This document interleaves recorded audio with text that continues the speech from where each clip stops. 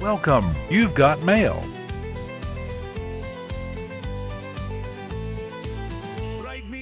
Welcome in drama. Thank you for joining us. Welcome in drama. Thank you for joining us. About finding silver and eggs in bird nests in the game. Avowed.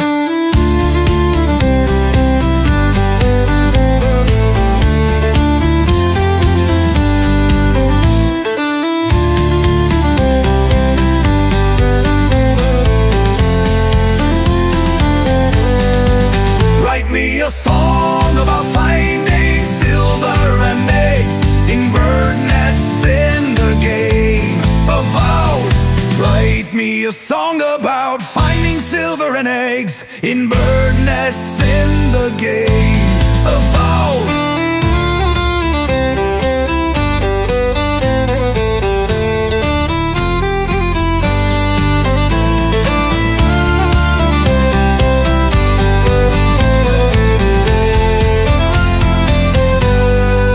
Write me a song, write me a song, oh, write me a song about finding silver and eggs in bird nests in the game. Avowed.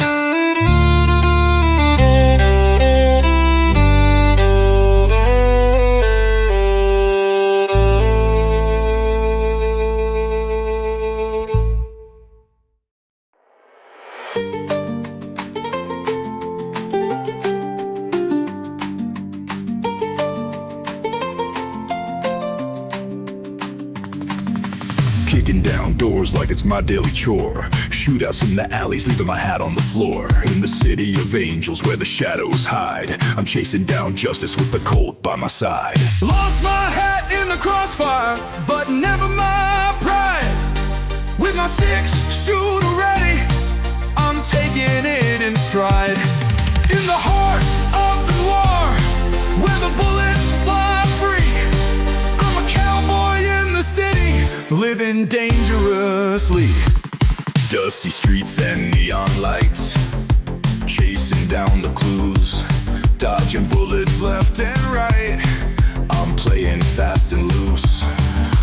Lost my hat again, it's just a running joke, but I'll keep on wearing it, even if it's broke. Lost my hat in the crossfire, but never my pride. With my 6-shooter ready, I'm taking it in stride. In the heart of the noir, where the bullets fly free, I'm a cowboy in the city, living dangerously. Welcome, you've got mail.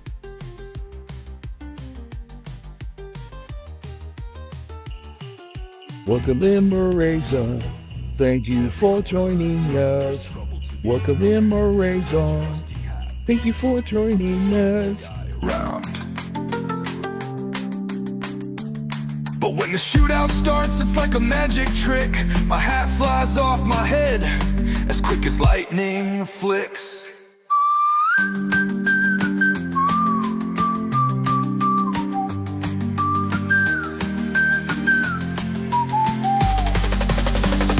Lost my hat in the crossfire, but never my pride.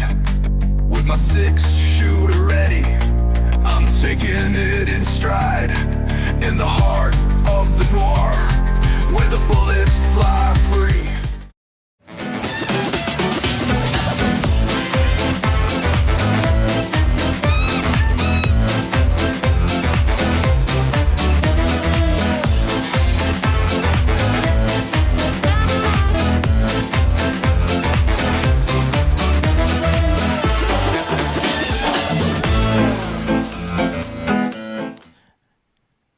Hey, welcome in to the early stream. The early stream. There's our music.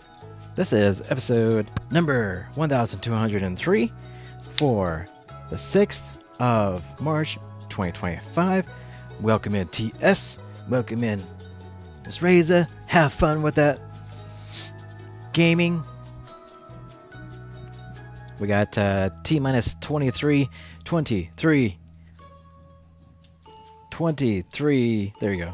Minutes left until the launch window starts. So we will cut over to the live feed here.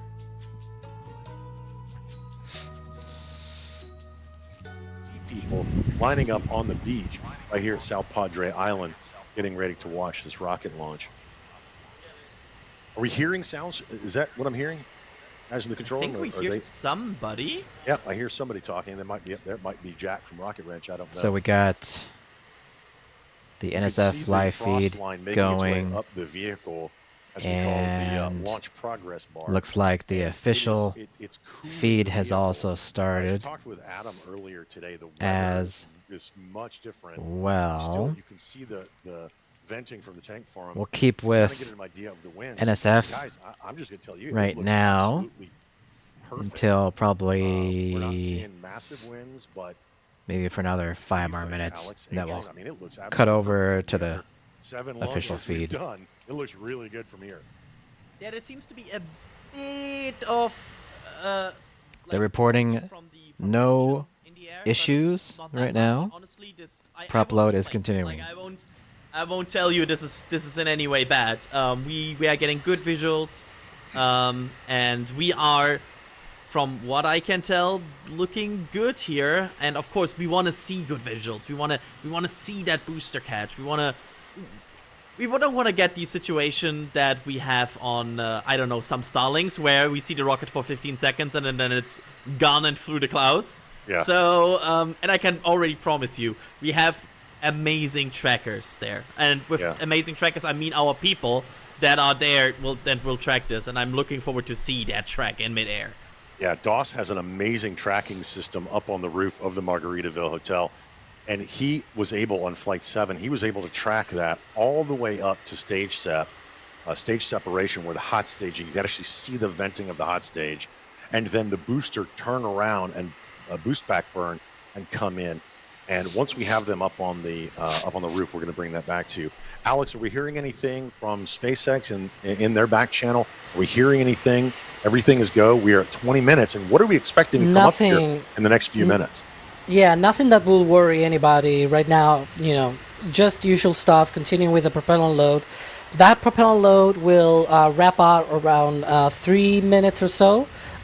Bit of a difference between the booster and the ship. The ship is at 3 minutes and 20 seconds to go, and at booster it will be 2 and 50, right? 2 minutes and 50 seconds. So there's still a lot to go on here. One of the things that they tend to do around this time of the countdown, a part of starting the Raptor engine chill, which should be in less than 20 seconds. The other thing that they do is they transition the ship propellant load from the main tanks to the header tank. So they stop around 80%, 85% of the load of the main tanks of the ship, and then they move over and load the header tanks at the tip of the nose cone. Those are smaller, so it takes a lot less time to load them, and so they pause the main tanks for a bit. They load the header tanks.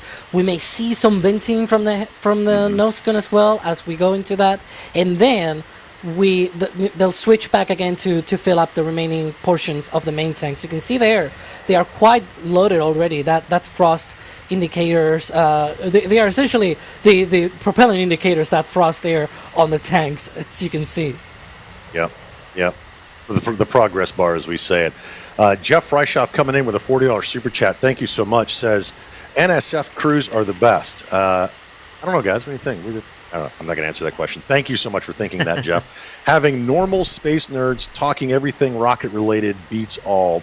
Been a space nerd since the Mercury program. Well, Jeff, we appreciate you supporting us and allowing us and giving us the privilege to do this, because we are, I don't know about normal. Adrian, Alex, Gene, EJ, normal-ish. We're pretty nerdy rocket nerds, I will admit. But Jeff, thank you for that support. We greatly appreciate it. So as you said, Alex, you said that the Raptor chill should be starting, and I know you're listening in. We have some timelines of what's going to happen as we get closer to this P0 Alex, do you want to talk us through this, or I believe this one is actually after launch, if I'm not mistaken. There we go. So we're gonna have that launch, and then max Q at T plus 1 minute and 2 seconds, 2.5 minutes after flight. We're gonna have that MECO hot staging. The ship will ignite its engines and separate from the booster. The booster will turn around, do its boost back burn back to the launch site. Remember, if something goes off for whatever reason, it'll default to a splashdown on the Gulf. We're gonna have that hot staging ring separation, and then hopefully a catch on the launch tower arms about 7 minutes after liftoff. In the meantime, the ship will continue into its own trajectory to the Indian Ocean. It will shut down its engines at T plus 8 minutes and 44 seconds. Then we'll have that Starlink deployment around 17 minutes after flight, 37 minutes after flight, that single Raptor in-space relight, and then the Starship re-entry should start at the 47-minute mark for a ship landing in the Indian Ocean at T plus 1 hour, 6 minutes, and I believe we're gonna get to that in just a second there, and 20 seconds. There you go. Tried to time my explanations there, but that's the flight profile for today. That's essentially what we're gonna see. Well, we're going to see starting up in essentially 16.5 minutes from now. Well, coming up, usually around 15 minutes is when I have to run up to the roof. So, EJ, DOS, do we have you guys up there? Maybe you're dancing. I'm not sure if we... I don't think we have them yet. But I do want to say thank you to... Long This, thank you so much. What an amazingly generous super chat. You're a legend in my book. Seriously. Thank you so much. $250 super chat. Guys, wow. That is super generous. And Long This says, all the kings said I was daft to build a castle in a swamp, but I built it all the same just to show them. It sank into the swamp. So I built a second one. That sank into the swamp. So I built a third one. That one burned down, fell over, then sank in the swamp. But the eighth one stayed up. I believe everybody gets that reference from the Monty Python film. Thank you, Long This. We appreciate you. Thanks for being part of our NSF family. And thank you for supporting us and allowing us to do what we do. You are a true legend, my friend. Okay, EJ, DOS, do we have you yet? I'm going to switch over. If not, I'm literally just going to step out onto the... the official feed. To its suborbital trajectory, we've got some extra things we're going to do in space, like deploy those Starlink simulators. Also going to be relighting one of the Raptor engines, one of the sea level engines, before we get into re-entry. Yeah, that re-entry phase will test multiple experiments, including missing heat shield tiles, metallic tiles, and loading the vehicle's flaps. The ship will then perform a flip maneuver and hopefully achieve a soft water landing as we have seen before. We've got some buoy cams stationed out there to give us great daylight views of that splashdown in the Indian Ocean. Yeah, it's a lot, but again, we're really focused on finding what are the real world limits of Starship. We're doing it in this very remote area to find those limits before we get ready to return ship to the launch site and eventually catch it. And a lot of the upgrades we made to get to this version of ship are going to enable that. Yeah, man, that's going to be exciting to see ship catch. It's going to be wild. Now, Ship 7 premiered a huge block of upgrades to add more capability to Starship, and we've carried them through to test on Flight 8 today. First, the forward flaps got a redesign. They have shrunk and shifted away from the ship's belly or the heat shield. You can see that on your screen there. This new position will reduce their exposure to heating during re-entry. We've also extended the length of Starship, and we've done this by 2 meters. This additional height gives us about 25% more propellant volume, which will aid in future longer duration missions. We also implemented propulsion upgrades, such as new fuel feed line system for the Raptor vacuum engines, as well as vacuum jacketing of feed lines and an improved propulsion avionics module. And you've heard us talk, a lot of the experiments we're running today are focused on re-entry. We're intentionally removing a whole bunch of tiles all over Starship itself in this missing tile test. They're removed in critical areas this time, including over those propellant tanks, around some of the flaps. as we're really looking to use this flight to push Starship's capabilities. If we're not resilient to a missing tile and the backup ablative underneath, we need to know that. We also test a couple of different tiles on Starship, some metallic ones, one of which has some active cooling built into it. Avionics also underwent a complete redesign with 4 upgraded Starlink terminals. You can see the location there popping up on your screen. Those now combine Starlink navigation and radio frequency, as well as communications into a single unit. And non-structural versions of the ship's catch fittings have been installed to test thermal performance, i.e. do they survive re-entry, along with a smooth and tapered edge on the tile line to address hotspots we covered and saw in Flight 6. And we've got some radar sensors on the tower catch arms again, as we're just looking at different ways to measure distance between the arms and a vehicle. These ones are actually protected by kind of a modified version of our heat shield tiles.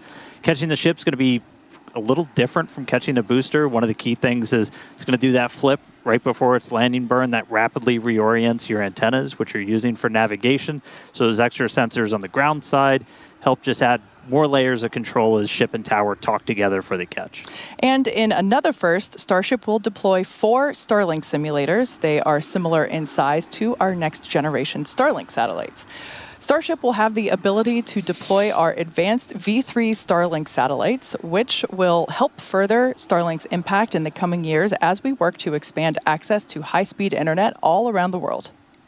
Each Starlink V3 launch is planned to add about 60 terabits per second of capacity to the Starlink network. To give you some perspective, that's about 20 times the capacity we're adding right now with every V2 mini launch on a Falcon 9. Those Starlink simulators that we're going to deploy are on the same suborbital trajectory as Starship itself. They're expected to demise upon entry. Starship's trajectory looks super similar to our last couple of flights. Splashdown is targeted for the Indian Ocean. And then on top of all of that, again, we are planning to relight one Raptor engine while in space. That just helps us get data on the in-space burns and show Starship is capable of deorbiting. Speaking of deorbiting, thanks to Starlink, one of the hallmarks of the Starship missions are the incredible views that we get throughout flight, and especially during reentry, as evidenced by many a phone and desktop background around here. Yeah. Every day, we're working to expand the Starlink network both on Earth and in space. For how this all connects us to the big mission, let's head back to Chris. Thanks, Kate. Personally, I love all those epic views of the plasma. So it's going to be super awesome. They've been hinting, guessing maybe that there might be a live view or at least a camera on those dummy Starlink test simulators. Or mass simulators, I guess. And so it's possible, maybe, we will get a sweet third-person view of Starship in orbit as those dummy Starlinks are being deployed. That would be super crazy awesome if we get that. So we'll see. On the ground at Starbase, which will help us deliver the incredible drone shots leading up to launch today. And here on your screen, you can actually see us moving the flaps, preparing Starship for flight, making sure all of the aero surfaces that need to move during flight can do so in the way that we need them to. Now, on Starship itself, Starlink will enable Starship today to stream more than 120 megabits per second of real-time, high-definition video and telemetry in every phase of flight, including views like you're seeing right now of those flaps moving. This not only helps provide those views, but it also helps give our engineers an incredible amount of data to help us rapidly and iterate across all parts of the system as we move through our development program. And all of the streaming data today will definitely be put to good use with the more than 30 cameras on the vehicle for flight. But providing epic views is sort of a side quest for Starlink. Its main job is obviously to provide internet access for people around the world, many of whom who have never had connectivity before. Now, today, Starlink serves more than 125 countries, territories, and other markets with over 5 million active customers and counting. And there are just so many inspiring ways that people are using Starlink all around the world and in space. And hopefully Starship, SpaceX has just verified flap checkout complete. Thanks, Chris. The engines are chilling down for liftoff. As well. In fact, we're getting ready to launch Starship in just over 8 minutes. Now, as for a couple status updates, working no major issues on the vehicle. Range is emerald green, you could say. Everything looks great in terms of the sea and airspace here in the Gulf of America, as well as in the Indian Ocean. Of course, we want to make sure both areas are clear as the ship will be splashing down in the Indian Ocean while the boosters can be coming She said back to it. us at the launch site just a couple miles behind Dan and The I. Gulf of America. Weather, you could call it a silver lining that we had to delay from Monday because holy moly, I think she visibility had is 1,000 times better today, and it's going to make She for some really had a great little. views. Now, leading up to today, we did stack the vehicle. Later last night, flight controllers reported to their consoles Little earlier hiccup today. there. The site was cleared and the range team was deployed. That's right. And a lot of checkouts have happened just throughout the day, aligning our guidance, navigation, control, getting all the tanks ready for prop load, which has about 4 minutes left to go. You can see us almost topping out on ship, getting ready to top out on booster. And then it also includes getting all the ground support systems checked out, ready to go. Chopsticks were demated, did their wiggle test in advance of their upcoming catch opportunity. So as I just said, prop load's ongoing. We've got a little over about 4 minutes left until, or about 4 minutes. What's 7 minus 4? 4 minutes until we get to closeouts on ship and Math on is hard. booster. We did just hear that the range did pull again green. So we're not tracking any issues right now. Bottom line, things are looking great for launch at the top of our window at 5:30 p.m. Central Time. Yeah, very exciting. Now, once again, we are attempting to catch the booster at the launch tower. If that happens today, it will be the third ever booster catch. This is an aspect that I really enjoy, and it's how the vehicle announces that it is back. It lets you know. Oh, yeah. This comes in an audible sonic boom in the area around the return location, which occur when the booster slows down from traveling at supersonic speeds. Similar sonic booms were heard during the return and landing of NASA. Guess what I'm space doing shuttle. at the same time? I'm doing my Microsoft points. I'm multitasking systems my like our Falcon Microsoft 9 points rocket right now. and Falcon Heavy. General impact to those in the surrounding area is that brief thunder-like noise. I've been fortunate enough to be here for all of them so far. They definitely let you know the vehicle's coming. I'm lucky. I have not about what it's missed like to experience it. a day. So I've not missed a day, I think, in the past 2 weeks. So got my streak going.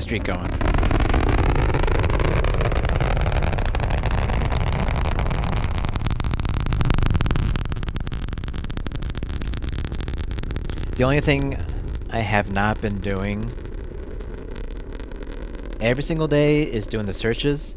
I'm doing basically everything else. And as someone who grew up hearing those sonic booms, like as the shuttles guaranteed landed in Florida, and now every hearing day them for except Falcon for and Starship the as well, searches. they really Sometimes are I do something to experience. all And the searches, when you hear them, the you Bing just know searches. it's a spaceship telling everyone But that it everything wants to else, be pretty much reused. I'm Great sounds. So as doing. you can hear, the room is getting excited here in Hawthorne. The crowd. Yeah, I'm doing the 3 search minimum. Starship fly, as But, you can see. And here, now behind me in our flight control room here yeah, in Hawthorne, not you can always. see some of our folks on Not console. always maxing it They're out. assisting the flight Yeah. controllers in Starbase, keeping an eye on all of Starship's various systems, including its avionics and those Raptor engines we talked about a little bit earlier. So Dan and Kate, with 4 minutes, 20 seconds left on the clock, let's hit it back to you at Starbase and hopefully watch Starship lift off today. Thanks so much, Chris. Now, if you're just joining us, we're now just about 4 minutes until the liftoff of the 8th test flight of Starship. As we reported earlier, range and weather are both very green, super green, if you will, and Super everything green. is looking good. Propellant loading continues Super to happen. green. We're going to be closing Kobe. out very soon Kobe, my on man. both stages of Starship. Yeah, we're almost fully fueled on our tanks. We're going to see that closeout coming in just about 30 seconds on ship. So that's both the main my man. and the header tanks. It's super green. And then about 30 seconds later on booster. Once prop load is complete, we got just shy of 1 million pounds of liquid propellant. That's liquid oxygen, liquid methane onto both vehicles. All of our ground systems will do what's called pushbacks. They'll clear all those feed lines. We're not continuously replenishing the propellant on board Starship or Super Heavy. That's why we essentially have several minutes where we can hang out at that T-minus 40 hold point before we start to run into issues with temperatures or just those LOX levels, or that LOX level on the booster is one of the main things that we watch. So we're also going to do a couple of final checkouts. We'll do one final one of the thrust vector control, the TVCs on the booster. We'll see them hopefully do a little bit of a wiggle test. The first one comes at about 1:40 before launch, and then the last one comes right as we pass that T-minus 40 gate. Again, if we need to hold, which we held a couple of times on Monday, we can do so at that T-minus 40 second. We're not currently tracking any issues that would hold us there, but if we do run into that, we can hang out for a couple minutes. That would be the point in the countdown, as we mentioned on Monday. That T-minus 40 second point is when we can pause to hold for final checkouts or pressurizations if necessary. But once we pass that T-minus 40 second mark, a number of things are going to occur in rapid succession. The ground spin and ignition systems will come up to flight pressure. The ship goes to internal power. And after that, the quick disconnect or QD arm lockout, that's removed in preparation for retraction shortly after T0.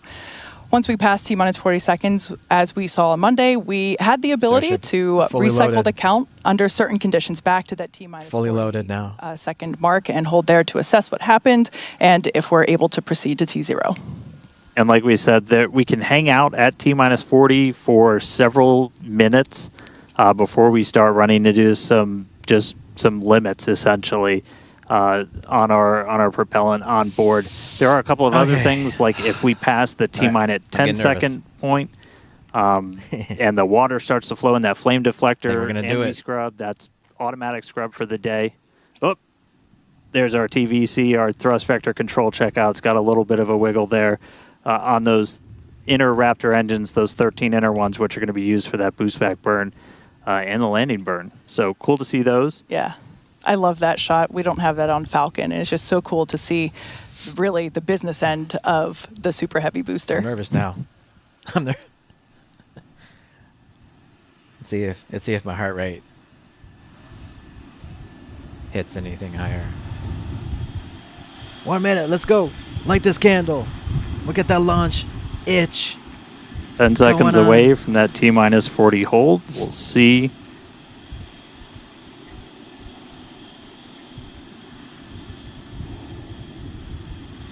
Oh. Okay. All right, we are going to hold at T-minus 40. We're watching the temperatures on the ship right now for the ship fuel. Sounds like they're working through that. We might be able to release that hold shortly.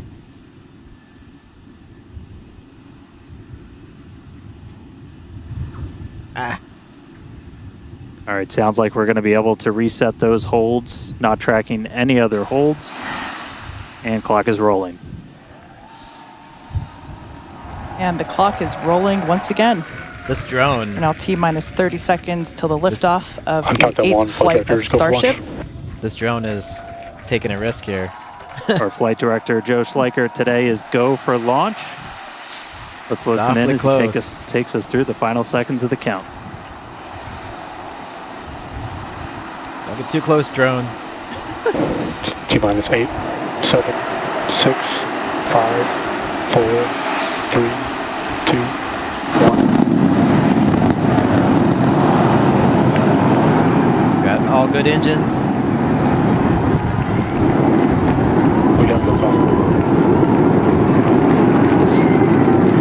vehicle pitching down range. This drone is gonna get toasty.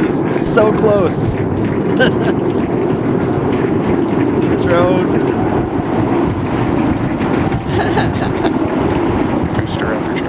That was probably the closest I've ever seen that drone. Welcome. You've got mail. I bet you that drone didn't make it. All right, we're a little over 40 seconds. A little over 40 seconds into the flight. We are seeing 33 out of 33 Raptor engines ignited. Free Milo. Boosters pushing us downrange over the Gulf. Next milestone coming up in just under 10 seconds is going to be max Q, that max aerodynamic pressure. Just in time for the launch. Looks like we had a Max good Q. launch. All right, so we're through max Q. That's the heaviest stresses it's kind of seeing on the way up. Wow, that was pretty incredible. I'm still recovering. That was amazing. Beautiful views of the vehicle on ascent, pitching downrange away from the launch tower. Next thing Beautiful. coming up is hot staging. So we're going to look for 6 engines to ignite on ship while we're still attached to the top of the booster. Beautiful We'll see shots. all but those 3 center engines shut down on booster. Of course, we always have beautiful shots. Sterling. We're hearing the initial call that we are go for booster catch back here at the launch tower.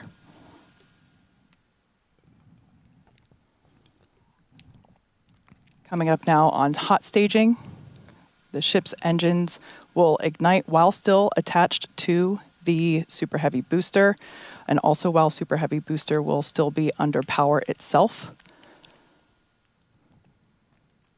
The clamps holding the 2 stages together are going to release, and Starship second stage engines will Booster engine ignite. cut off. Ship engine startup. Oh, why do they... Stage separation. Yeah, I was like, stay in this view. Boost back burn startup. There we go. Ship engines, all 6 Raptors ignited. We're doing that boost back burn. Looks like we got 11 of the 13 that we command for Go for that, boost so return. that's going to start sending the booster back. We are still go for booster return, even with 2 Raptors out during that boost 2 back. engines. We can do a full duration one. Raptor But chamber pushes nominal. looks like we got a ship, 6 engines heading into space, and then we got a booster hopefully on our way back to Starbase. How's everything going in Hawthorne, Chris? Everything is looking good. The crowd eagerly followed that ascent and now watching the booster coming back. So as you can see on the left-hand side of your screen here, that is ship avionics continuing, power and that's a function. great view of ship continuing on its way to space. They're looking, that's inside the camera, inside the aft skirt, looking at the Raptor vacuum and the sea level engines, the sea level ones there in the center of your screen under Nice. our T+ clock. You can see our boost back burn. We're down to 3 engines on the boost back burn. And you can see ship on the right-hand side of that telemetry with 6 engines lit, continuing its ascent to orbit, already over 100 kilometers in altitude. The booster 87 kilometers in altitude and continuing its trek right now back to the landing site and catch site. There's Boost back shutdown. and we just heard a good call out for boost back shutdown. The next thing we should see on our screen is the separation of the hot stage from the Super Heavy booster. We jettison that because we do not need it for the landing, but on future iterations of the Super Heavy, that hot stage ring will be incorporated into the booster and we will get it back. But for today, you can see it on the right-hand side of your screen there, just separating off of from the right-hand side of the booster. You can also see the booster doing its liquid oxygen dump there, which is exactly what we would expect for it to do as the booster gets itself configured for the landing here. Now, meanwhile, Starship will continue to coast after it reaches orbit for about 40 minutes or so up to an altitude of 214 kilometers, but it's still got a ways to go there, currently accelerating past 7,500 kilometers per hour there in velocity. And just look at those great views of the booster coming back. The Gulf coastline there just looks absolutely gorgeous. Starship is on a nominal trajectory. And there we hear nominal Oh, look at that. trajectories all around. And Dan and Kate, we're at 5 minutes, 15 seconds here into the flight. Everything looking good for the Super Heavy and for Starship today. What's it like there at Starbase as we get ready to catch? Crazy that hot staging ring. It was incredible, Chris, to be able to see the mock diamonds with my own eyes. That was amazing. We are standing by for return of booster back to the launch tower. We have heard that we are go for the catch of the booster. Yeah, this coming from one of our long-range tracking cameras, we're able to see the hot stage separate and fly away. So coming up in just about 30 seconds, we're going to look for the landing burn. We're going to command Raptor chamber pushes those nominal. 13 inner and middle ring engines to turn on. hot. 13 initially. They bleed off all of that Going in hot. velocity as we're slowing down from supersonic speeds, eventually moding down to only 3 engines for that precision flight into the tower. Right now, booster using its 4 hypersonic grid fins to help guide itself through this atmospheric entry back for its precision landing at the launch site. Once again, we're going to ignite first the Center 13 engines. We should see that coming up here Landing burn momentarily. startup. Engines in startup. This is going to come down to 3 engines as the booster slows down for its landing. Give us some wide angle. And we just heard the sonic boom.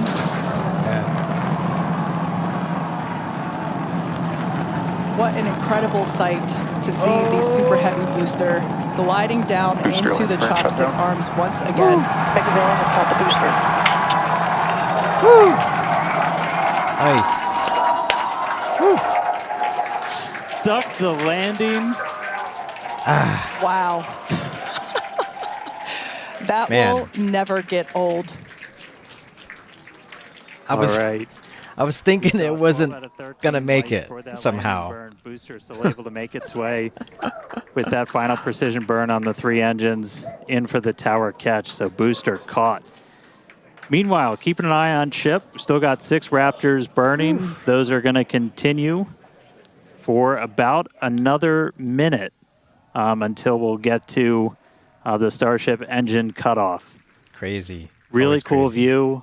Again, a million shout outs to all of our avionics team who make these cameras possible for us. That's looking right down inside essentially the skirt area of ship where you can see a pretty good view of all 6 Raptors, especially those 3 inner ones, one of which we're going to hopefully relight a little bit later. Whoa, what's going on And there? we just saw some engines go out. Oh. It looks like we are losing attitude control of the ship. Oh. Oh. Engines. Oh, no. No. Engines went out and we are spinning badly. Ship FTS is saved. So we're Dang. still getting video down from the ship. You can see we've lost several engines and we've lost attitude control of the vehicle. Dang.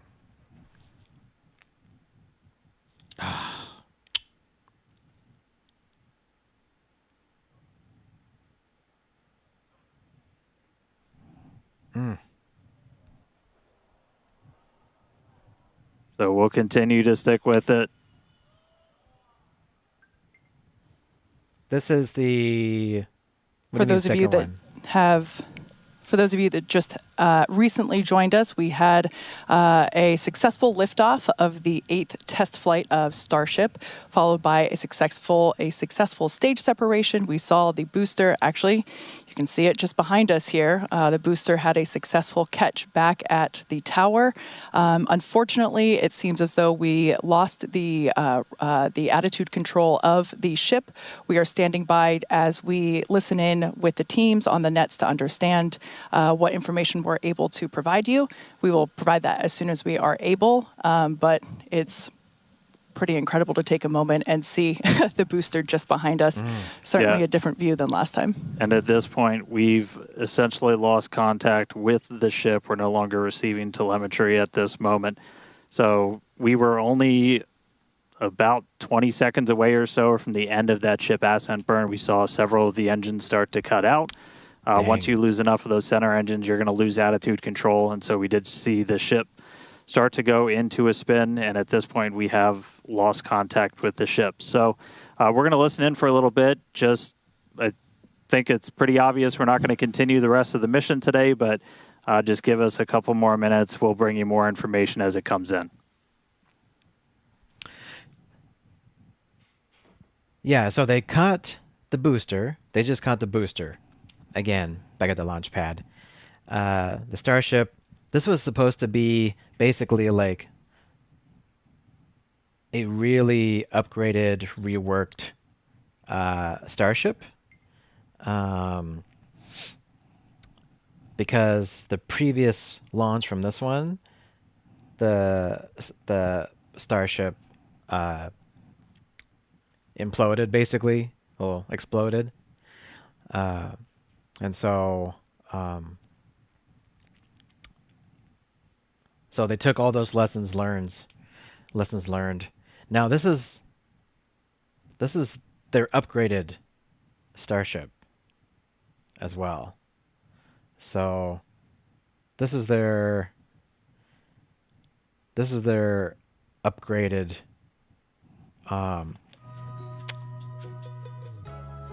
upgraded and elongated starship. So in essence, this is like a second generation starship. So, but whatever they did, right, it didn't work on the last launch, and then on this one, as you obviously saw, they were very close to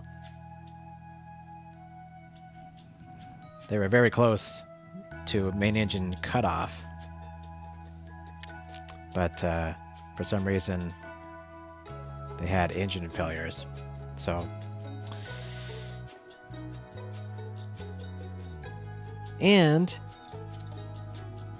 too bad they cut to this view, because if in the previous view, they you could see on the guy's screen that they still had cameras. They still had camera views going on.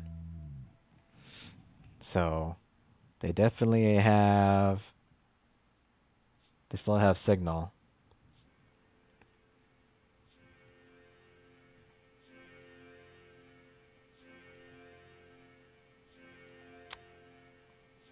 Ah, dang.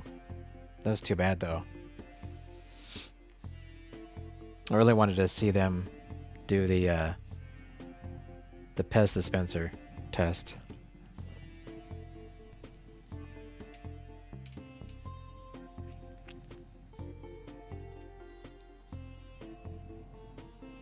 All right, so coming back with you real quick. So can confirm we did lose contact with the ship. Unfortunately, this happened last time too, so we've got some practice at this now. We've got a lot of measures in place, like debris response areas where we coordinate very closely with air traffic control. We have a lot of measures put before we ever launch a rocket to make sure that we're keeping the public safe. Those worked last time, and they're actively in work right now. So just to recap real quick, everything we saw, we lifted off right at the top of our window, essentially at 5:30 p.m. Central Time. Booster was able to get us all the way up into space, made its way back here. It's sitting on the tower right behind us, our third ever catch. Starship ignited all 6 of its Raptor engines. It was just about 20 or 30 seconds away. We'll get exact times from the end of its ascent burn when we started to see some engines go out on ship. Eventually lost attitude control and then lost contact with the ship shortly after. So obviously a lot to go through, a lot to dig through. We're going to go right at it. The primary reason we do these flight tests is to learn. We have some more to learn about this vehicle, but we're going to be right back here in the not too distant future, and we're going to get a ship to space. Yeah, you're absolutely right. We fly to learn, and we're learning a lot. And as is the case with developmental programs such as the Starship program, progress isn't always linear. So at this point, we're going to close out our webcast for the day.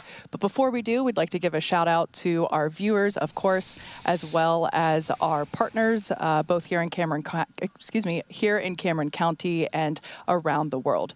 Now, once we know more about the mission today, we'll provide you with updates on SpaceX.com as well as at SpaceX on X. As always, thanks for watching, and we'll see you next time.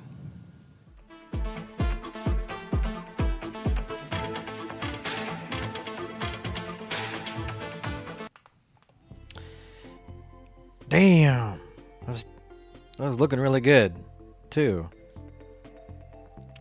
Well, at least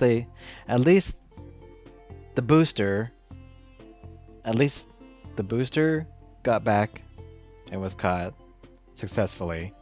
That's always a cool thing and great data for them. But they still got to get they gotta keep working on those engines, the booster engines, because we had 2 of those go out. So they gotta keep working on that part, and then yeah, like what is going on with Starship? I know they had to like really change I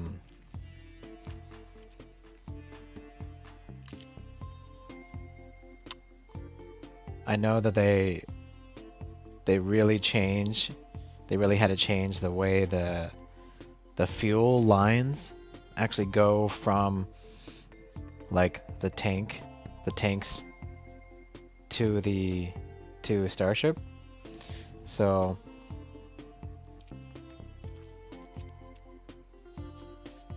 there's a video out right now from someone in Florida saying that they have a video of Starship exploding. This is it right here.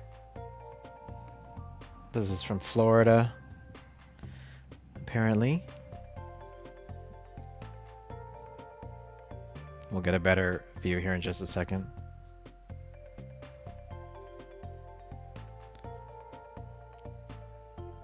So it looks like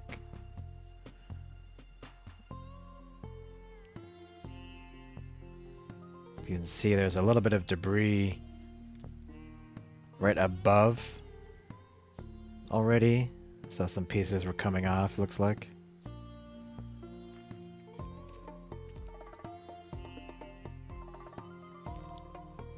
We can see some pieces being caught in the sunlight. I'm sure we're going to be seeing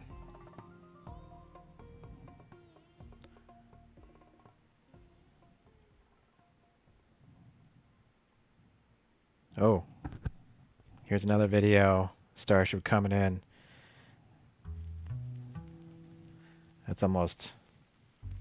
That's off of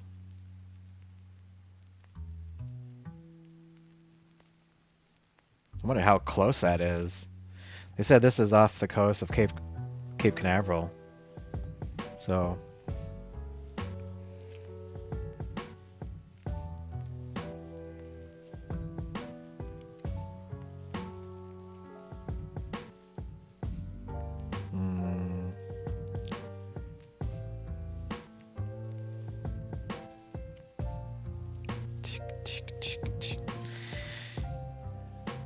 yeah.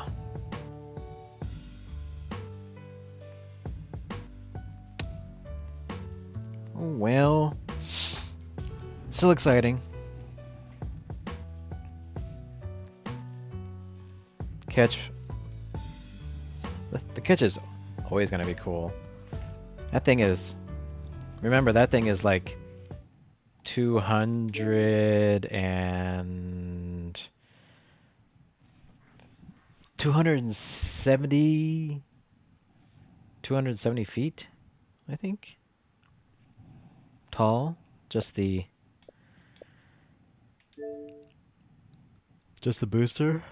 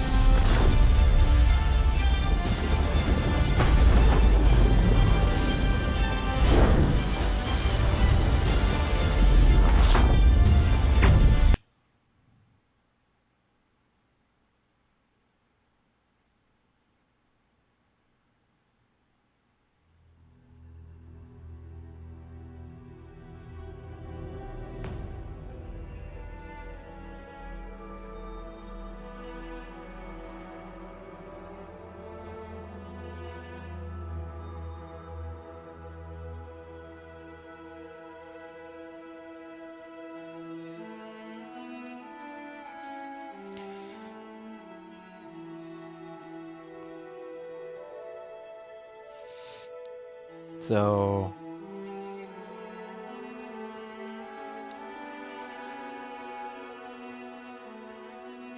some people are reposting. There's people posting like, oh my god, Starship breakup footage. Breakup footage. But then it's the previous. It's the previous launch.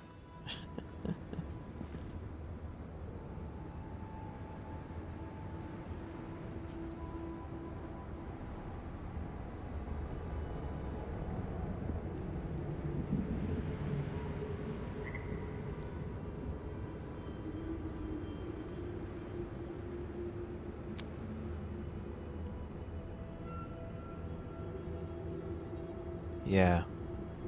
There's someone got a nice little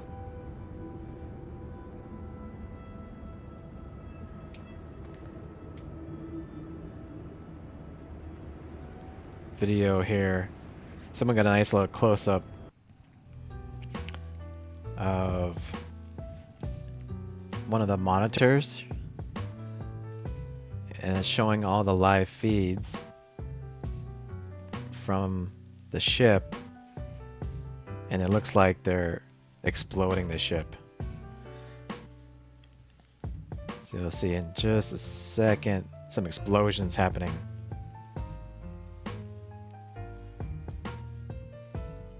It's like they're, yeah. Looks like those are the self-destruct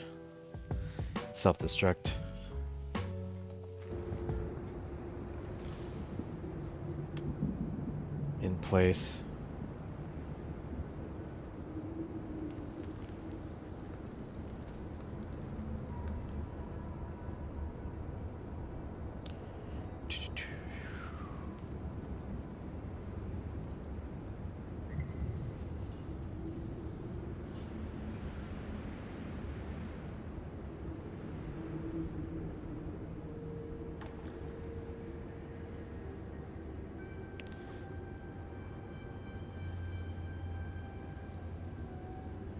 See going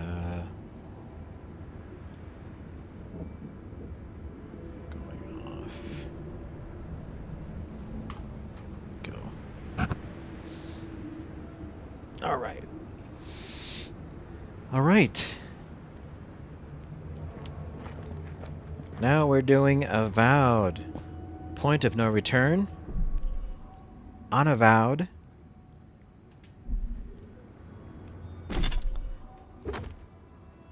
I would like to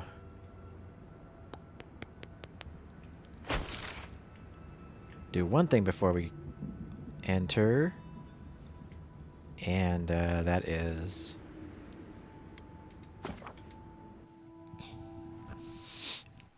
make sure I talk to all my companions.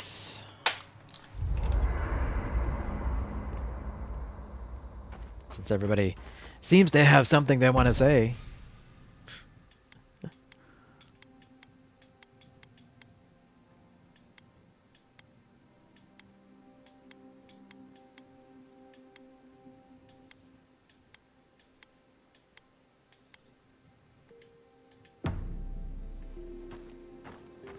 Do I have anything in my stash? I do. Still got crap in here. Kai, have you ever... Can we talk a moment? I wanted to pick your brain about Shatterscarp. How much do you really know about Adra? It's a rock that has something to do with the passage of souls. Not bad. Adra is a physical manifestation of a metaphysical phenomenon. A mineral that takes our souls from death to rebirth. We severed the Adra and Naku Kubel to slow down the Dream Scourge. But at what cost?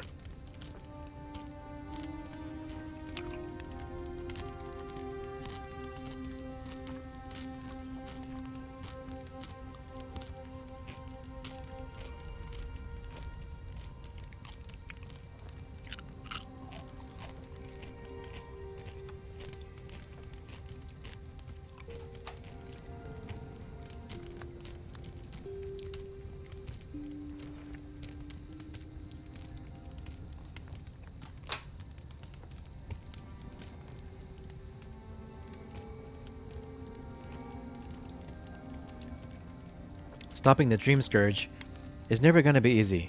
Still, I wish we had better options. The souls of the dead who go looking for a passage to the beyond will have nowhere to go. They'll be lost in darkness. Some will find their way to an Adra pillar, far from Shatterscarp. But others could wander this land for centuries.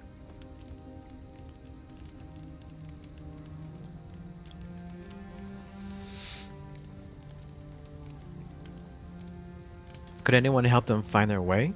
A watcher, maybe. It's a shame we haven't got one. Try as we might to help others, we won't always succeed. Even the dead can suffer the consequences of our actions. I just wish the world and its problems would leave us alone. Even for a moment. Give us time to focus on our mission. Ourselves.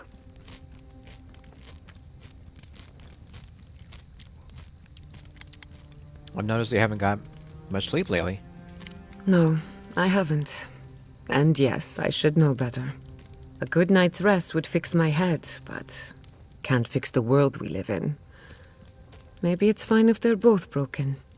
I've bothered you enough for one day. Let's talk later if you want. You know where to find me. Thanks for talking.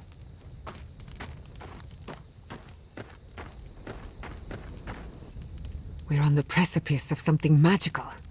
You can feel it, can't you? The garden is within our grasp.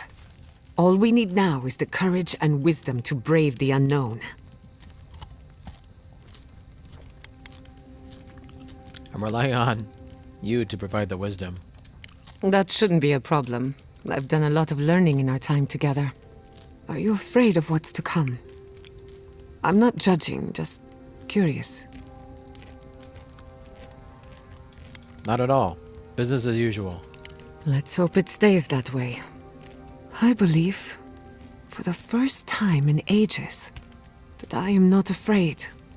I used to care so much about discovery, invention, achievement. But deep down, I was afraid. Afraid that I wasn't living up to my potential.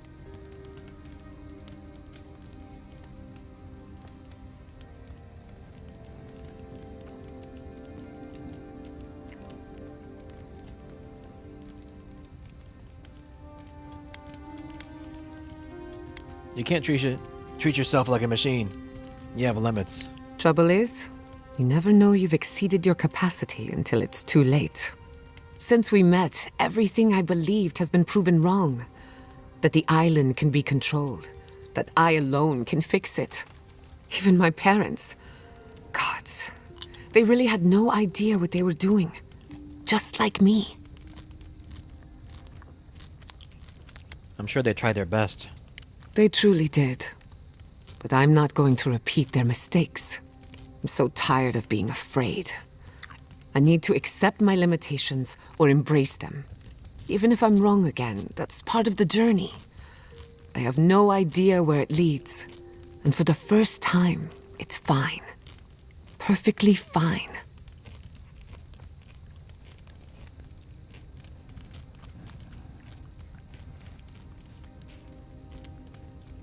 I think you just made a breakthrough. Did I? Huh. I don't know what I expected. Feels nice. Glad I could get that off my chest. We have bigger problems to worry about, but I appreciate these little moments.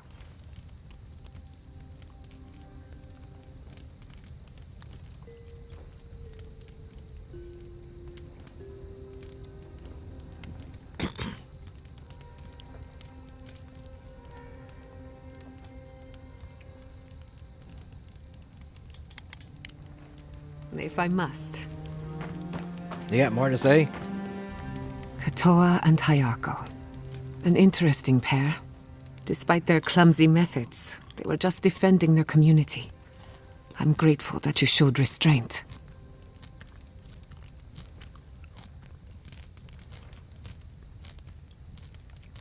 No harm, no foul. That is more understanding than most of your countrymen. I only bring it up because people are growing wary of your empire. With good reason. When they take their anger out on you, don't judge them too harshly. We all make mistakes. Anyway, just wanted to get that off my chest.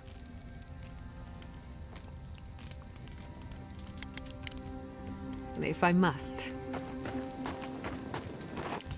Solace has a old old-fashioned ideas about animancy, to put it lightly. Thank you for letting Petru go free. Animancy is not a crime, but many feel entitled to treat it as one. I did it for your sake. The Living Lands could use more animancers. Did you now?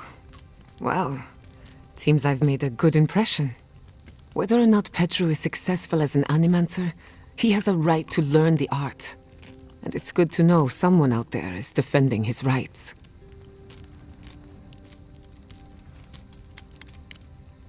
Pleasant dreams. You have a lot to say.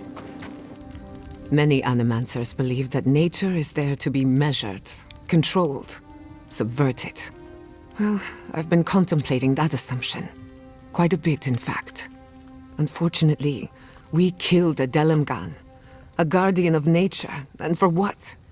So Solace could plunder its habitat. I killed lots of Delaman back in Emerald Stair. We gave clean water to Solus. Rationalize it however you want. I can't anymore. I've spent my life trying to dominate nature, to overcome the limitations of our existence for the good of everyone, just like my mother. But what if animancers coexisted with the natural world, supporting instead of exploiting? Sounds promising. With a little encouragement, it could be possible. Killing a Delimgan is not what I'd call a good start, but that's no reason to give up.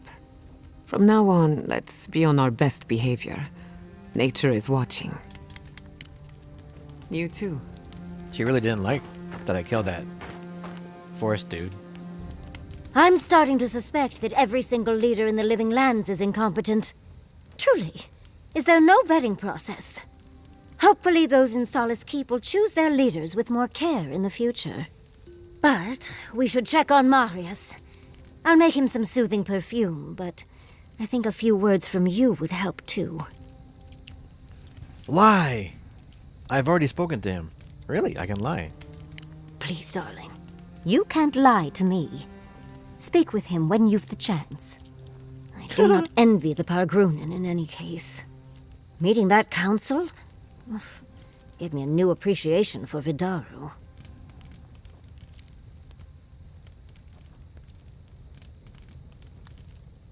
Do you think that Fiora could devolve like Solace Keep did? There's always a way for things to get worse, dearie. I wouldn't be surprised.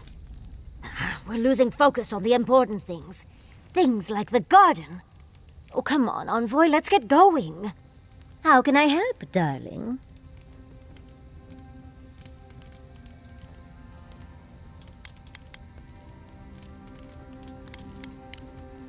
Sweet dreams, Envoy. She has a lot to say. This place may not have much going for it, but that view across the Acid Sea is really something at night.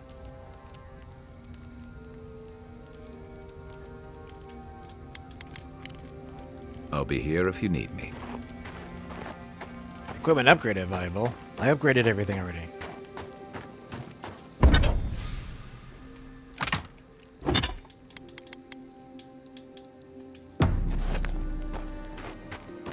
Alright, let's get off to the ending. I shall take... yeah, I'll take these two.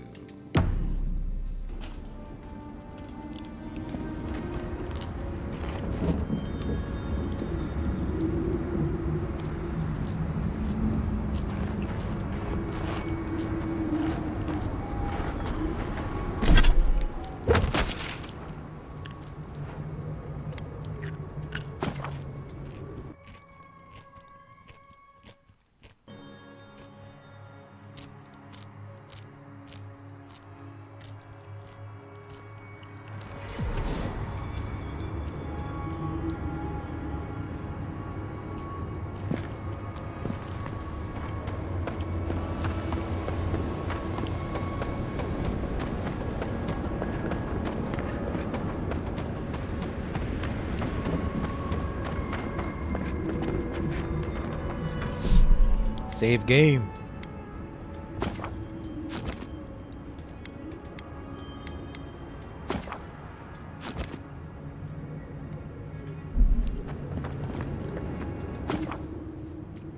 Enter the garden. You will not be able to return once you enter the garden. Do you want to proceed? Yes.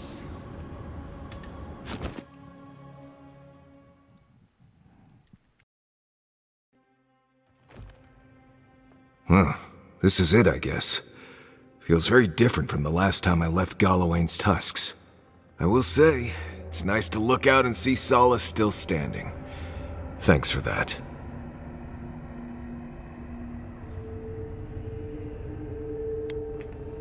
I couldn't watch another settlement burn. Oh hey! Entered every dungeon across all regions. Yes! Yes!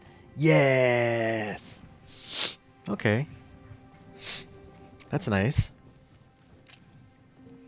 I wasn't planning on getting that one, but that's nice. I couldn't just watch another settlement burn.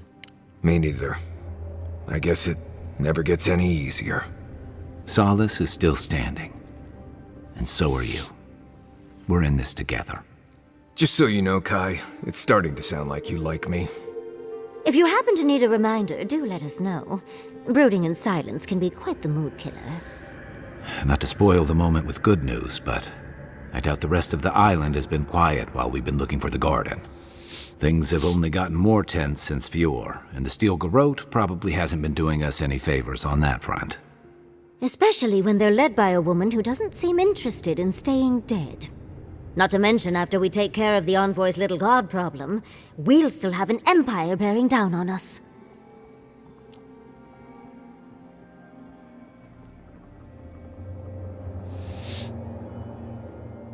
Maybe curing the Dream Scourge will cure the island's insanity. We should be so lucky. Can't say I'm too excited about just walking into the garden. I grew up learning I needed to protect that place, but it never felt like more than a children's tale to me. I hear you. This island is weird enough when all we have to worry about are vengeful plants and soul-altering corruption. Am I the only one who's looking forward to the garden? We're pioneers, stepping into the great unknown, a land of mystery. We have to remember to love them in spite of their lack of proper enthusiasm, dearie.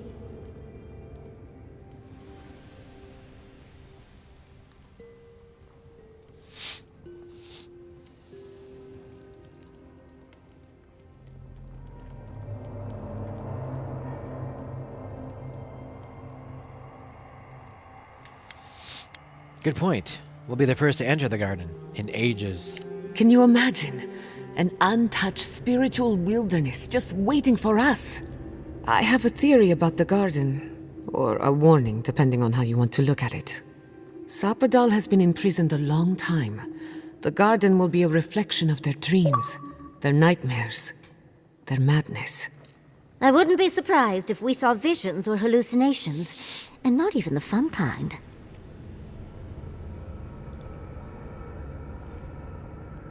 You're saying there's a chance we'll all be raving lunatics?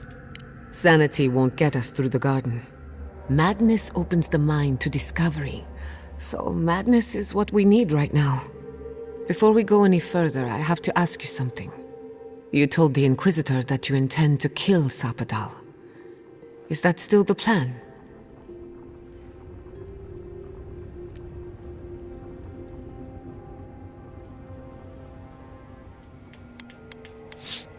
I can't discuss that while Sapadal is listening.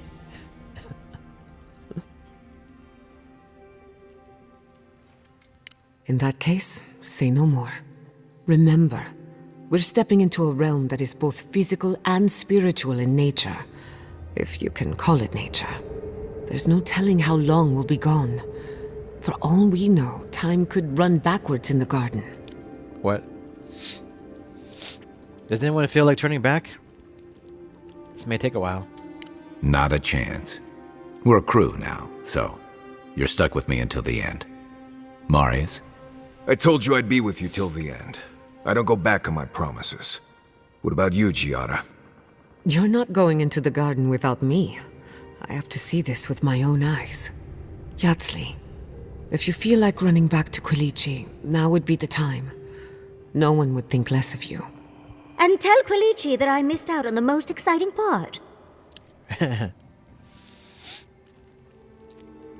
Wipe a tear from the corner of my eye. You're gonna get me going too. We're with you. All the way. I plan on wandering the garden whether I'm traveling with you or not. I have to find out what the big deal is. Agreed. I'm not waiting in camp while the rest of you have all the fun. Hope to see you out there, Marius. Well, let's go then. We can't keep your god waiting.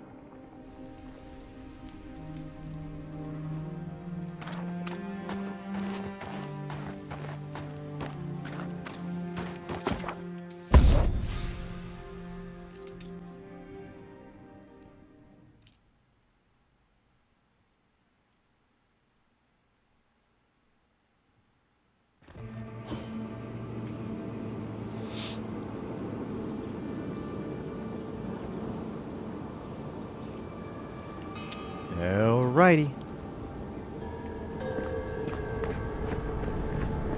Looks like a dead end.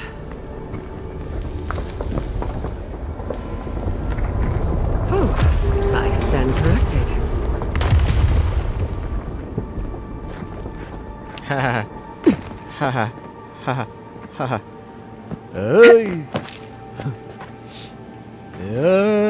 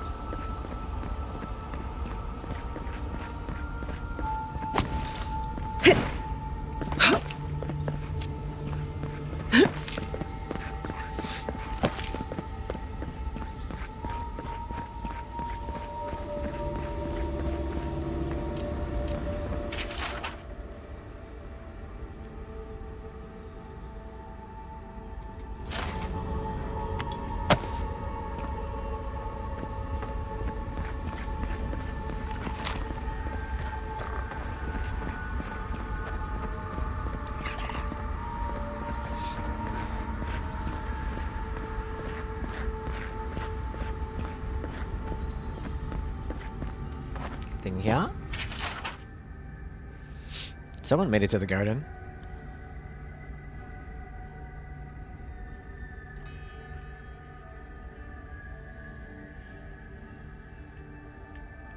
Tan the Archmage. Tain was here. Oh, I completely missed him. Oh.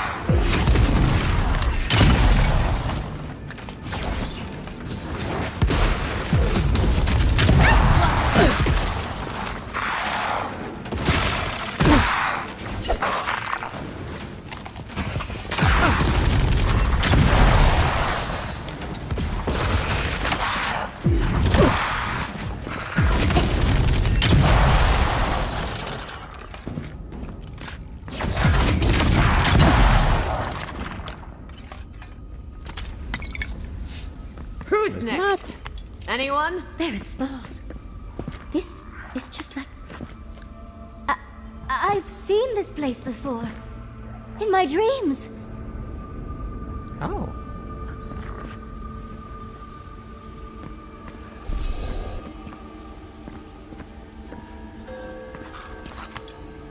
Yatzley had some dreams of this place.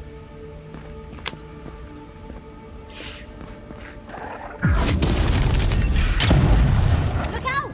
Protect the envoy.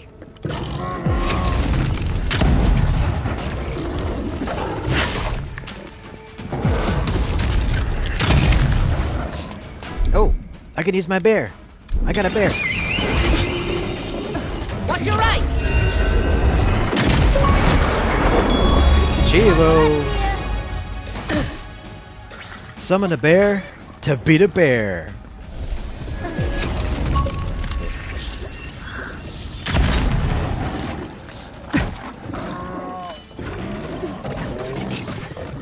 Go, bear, go.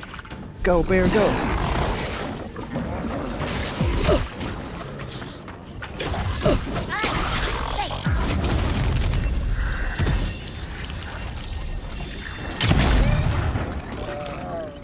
Go, bear, go.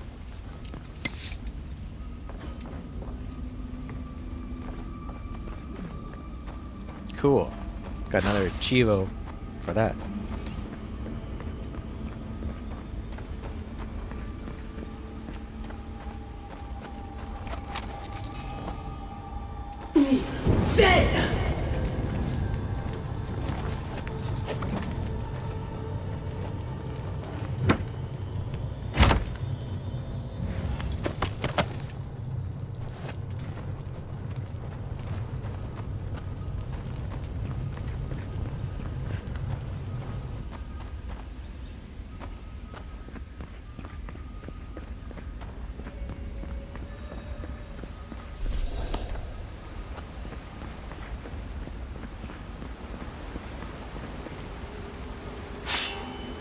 Don't see a better way down.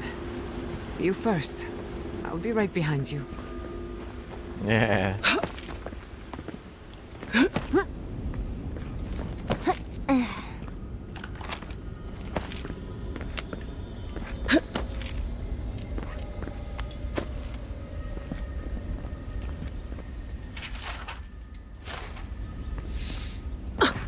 So that is a way down. We gotta jump it.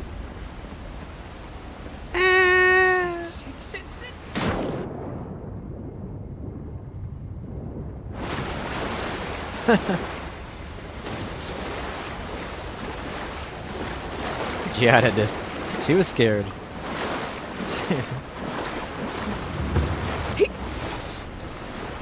That's the first time I've heard her be scared like that.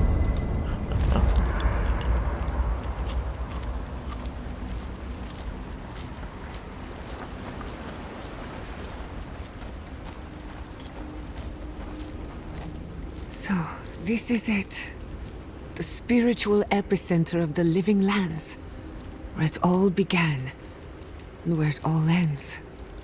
For so long I have looked out on a horizon full of possibilities. Now that it's here, I'm too scared to breathe. Oh, why am I so anxious?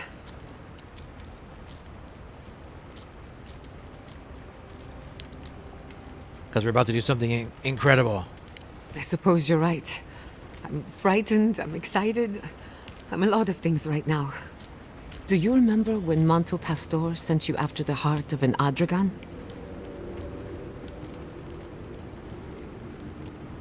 Of course. To power his invention. That was nothing compared to this. We are standing in the beating heart of the living lands. Just imagine what we can do with it.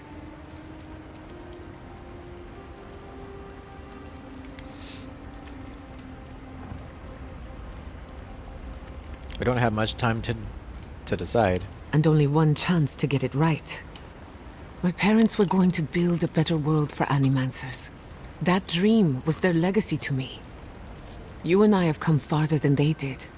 To an impossible place where anything can happen. Anything.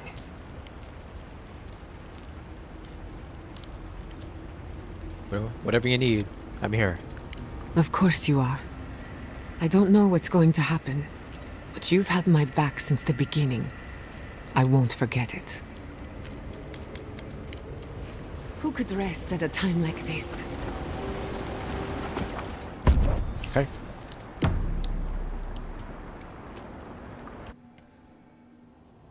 A breath held. Trepidation. You are close, yet distant still. I'm close enough to meet you.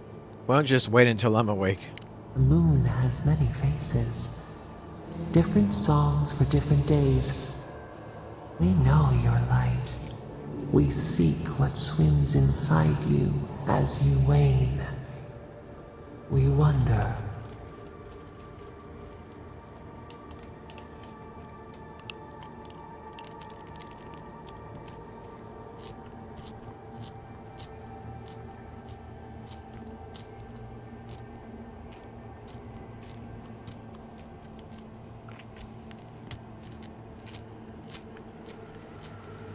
You know what I wonder? Deer leaps at its reflection in the lake.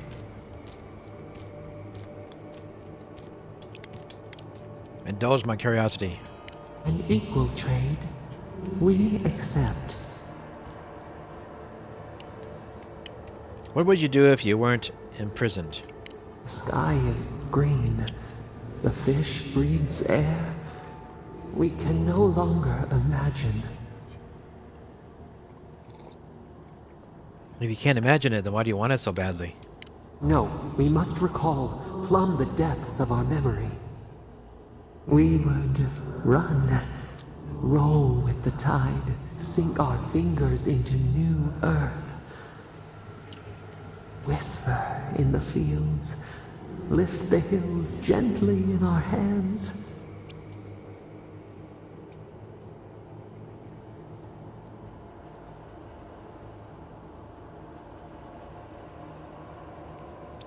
And what would you do if people wronged you?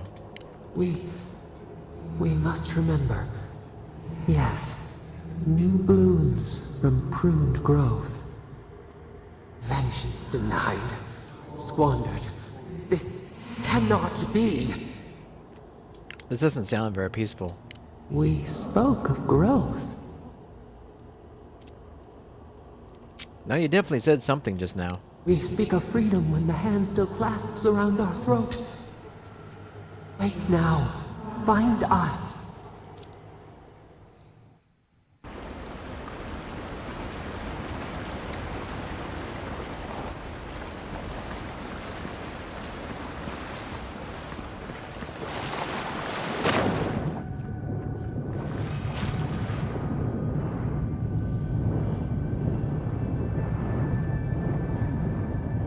Oh, really? I can't... Can I do a spell in here? Oh. Wow, I can barely... Can I do a spell? I don't think so.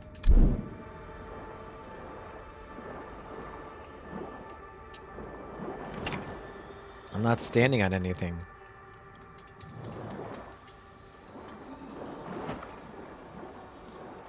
I can't cast a spell.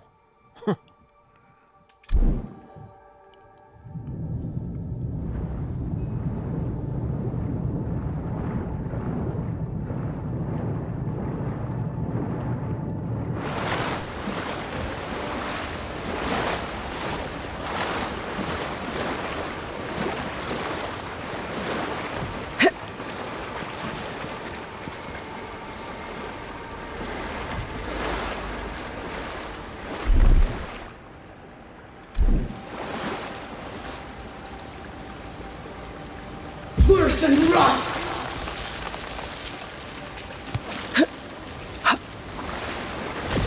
Oh!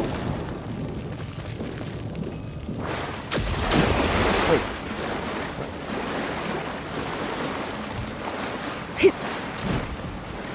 Try again.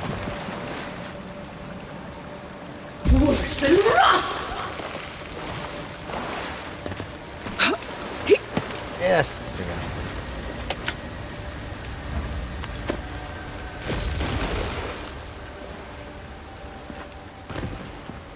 spell. What, like it's hard? That's done.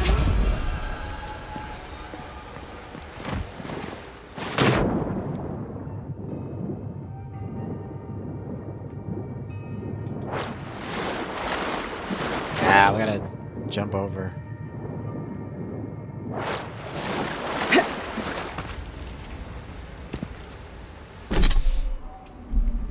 I need some eyes.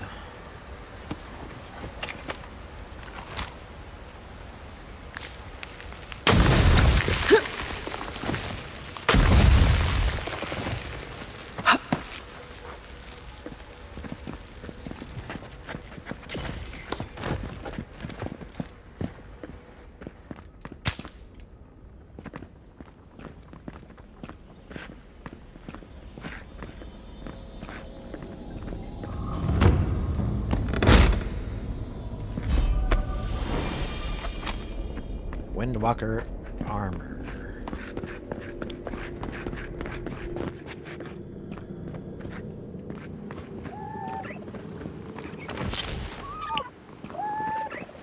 Now this goes around this way, huh?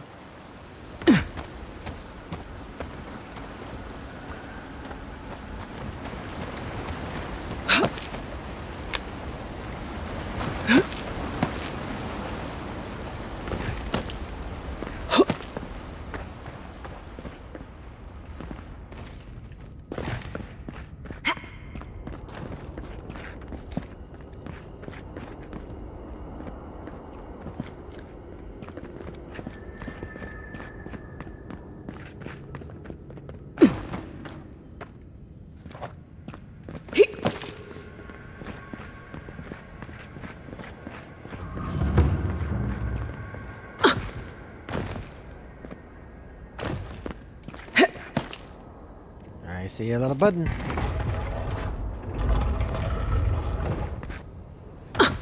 I saw that little button.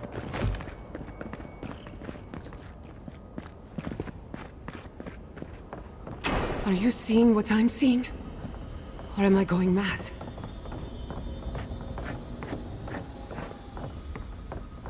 No, you're not going mad.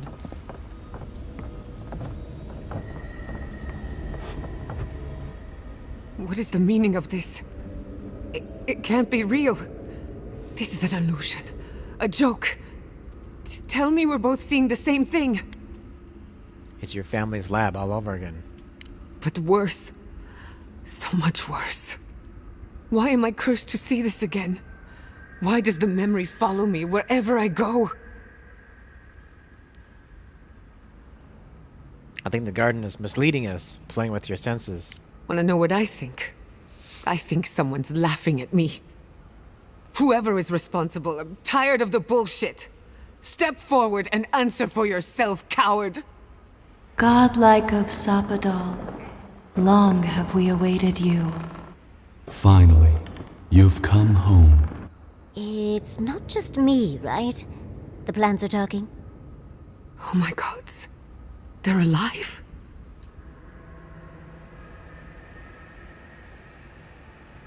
Slowly draw your weapon. Wave to the plant. Greetings. Take me to your leader. What do you think you're doing? Giada Castel, welcome. Wait, you know me? How do you know me?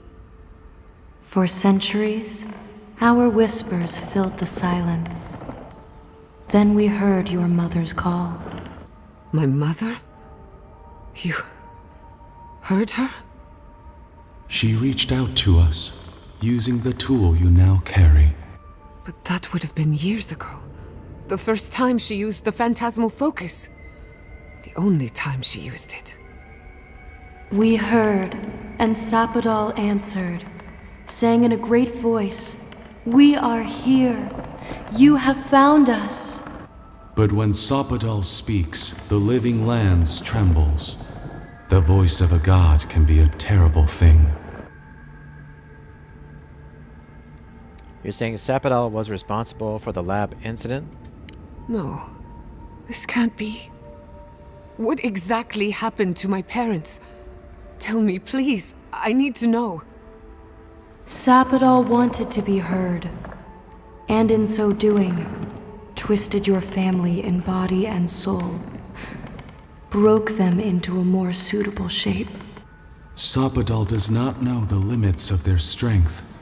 Mistakes were made. Mistakes were made?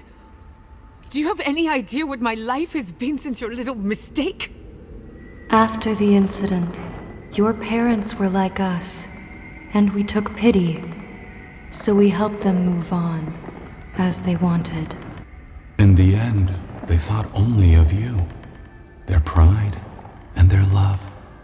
That's it. That's really it. The answer I've been searching for all these years. Sapodal destroyed my family.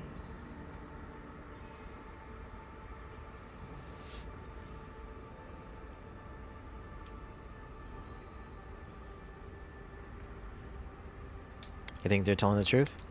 I know they are. My mother and father would not have wanted this. A good Animancer embraces death. And they were the best. What are these things? We are companions, toys, diversions. Sapodal fashioned us out of dreams and memories. I can't believe it never occurred to me. They're Animats. Ancient vessels held together with duty and loyalty.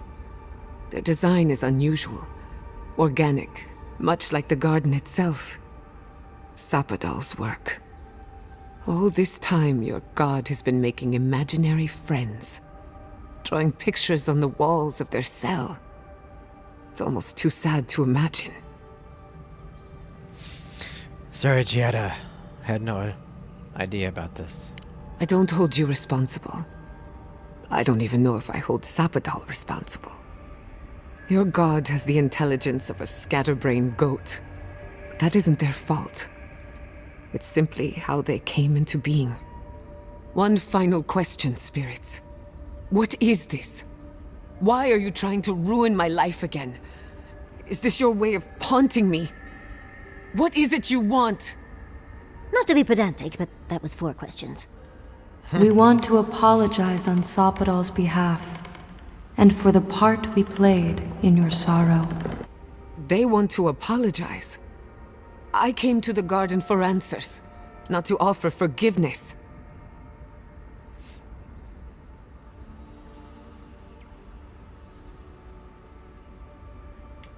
You can make your own decision.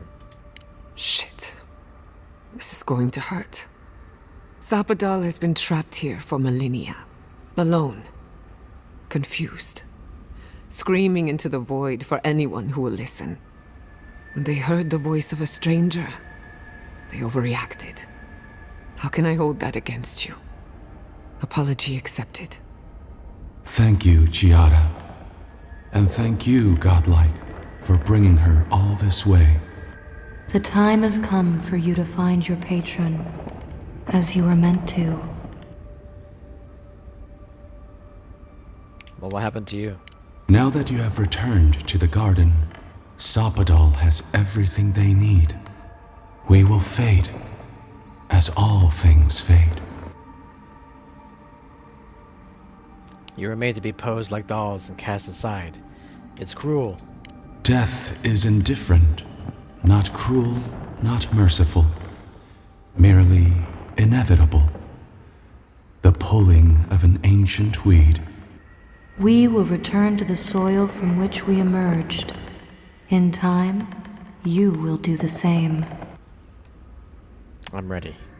May the living lands receive you with open arms. Farewell. Goodbye. We need to talk about this, but not here. Give her space, dearie. Giada will speak more when she's ready.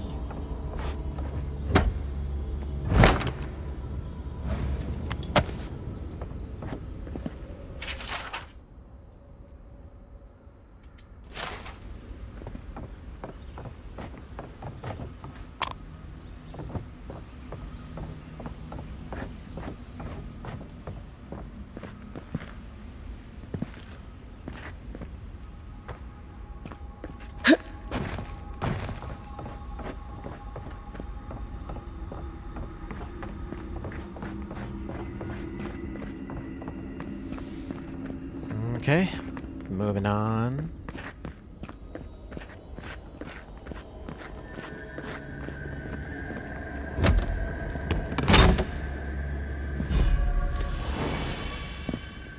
Charm of Bones. Summon a trio of skeletons to fight for you.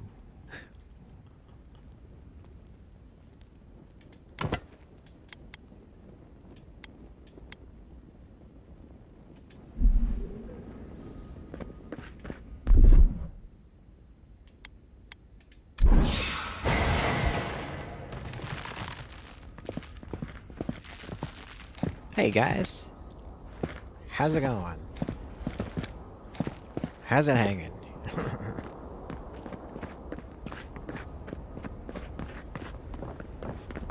Nope.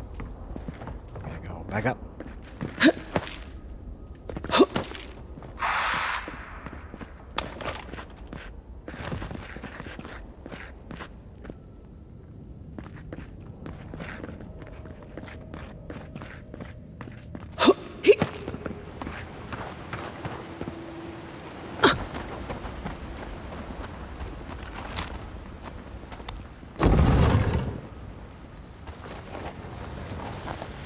This guy. I see the disciple has found her way into the cell. Mordecai. No. Clarion Steel. We know this voice. Why is she here?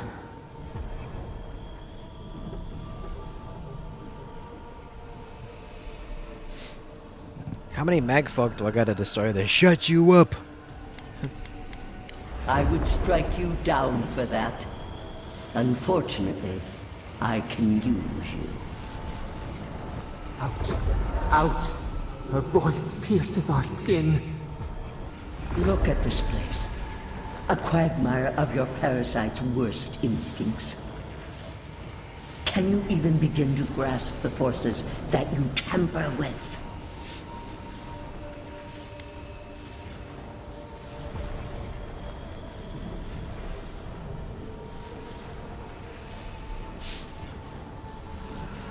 Why don't you explain to me? Apparently, I must. The situation is worse than I perceived. Do you think you're special, with your god's thorn in your side? Do you believe you can hold dominion over chaos itself? When even the collective fury of the real gods could only confine the sniveling creature to this wasteland. I knew it. You suspected. Then you must have understood why. It is true. She twists the knife. The seas run red with memory. In time, the gods felt the wretched powers seeping through this land. Its madness would consume us all if it was not contained. Admit it. You felt threatened by a god he couldn't control. Chaos threatens us all. We will ensure order prevails. A pity that its followers could not be reasoned with.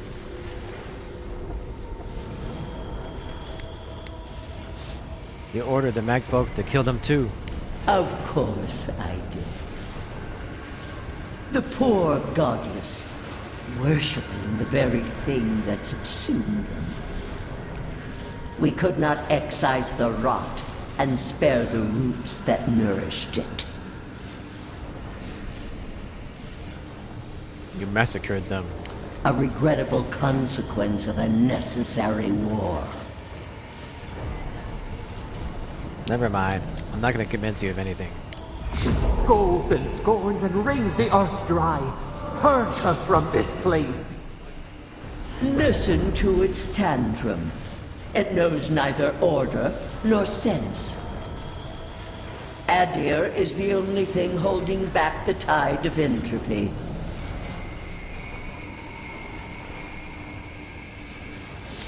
Whatever the answer is, The living lands cannot go on like this. The answer is obvious to those with the courage to accept it. You are here now.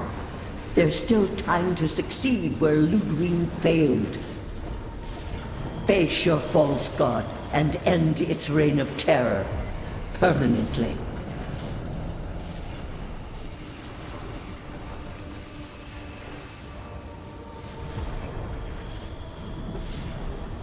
How? I can't kill a god. Your soul. It is tethered to you. Only you can siphon its essence into yourself.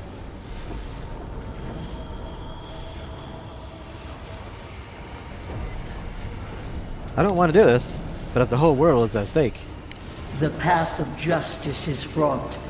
Only the strong may follow it. I leave you with a warning. The false god's essence is strong here. It taints all it touches. My magfolk may be hostile to you. Stay vigilant and remember your oath. I never thought I'd learn of the Godless's fate from their killer. That's it. From now on, I pray to no god.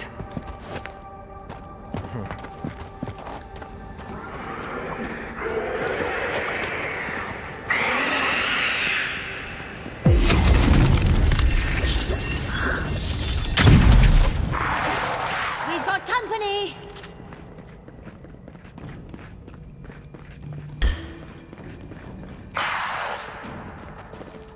Oh.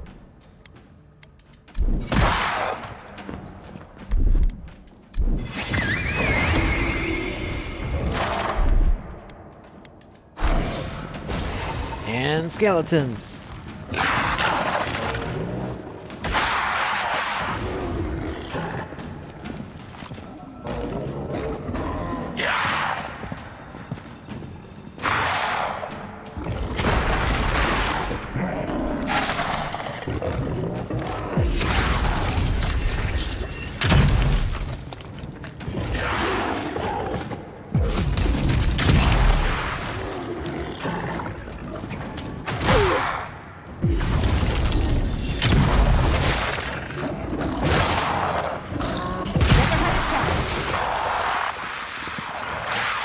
Quick as a fox.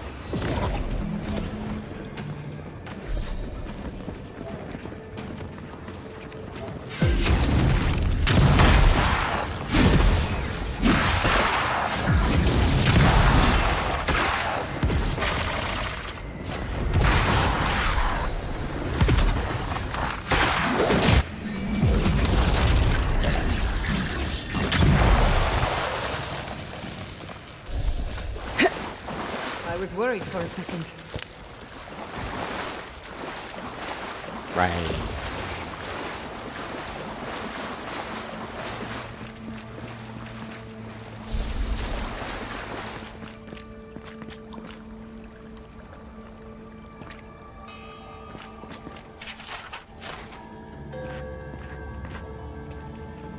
Need the esophagus key. Aha. Oh ho ho ho.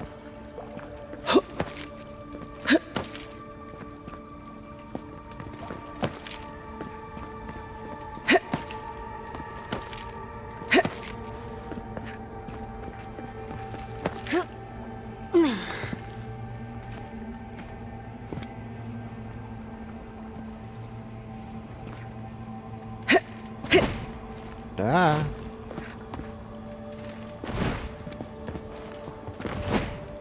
Ah, ah, ah, ah. Come on! Come on!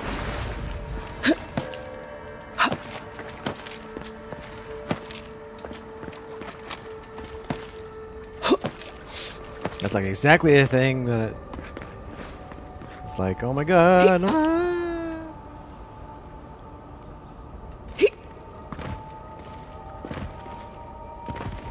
I can't get up there for some reason.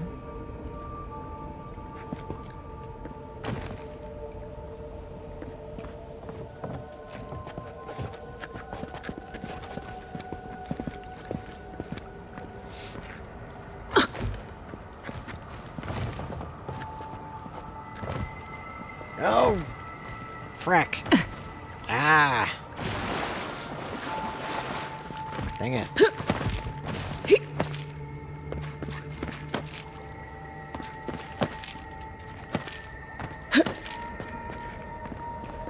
How do I get up there? Oh.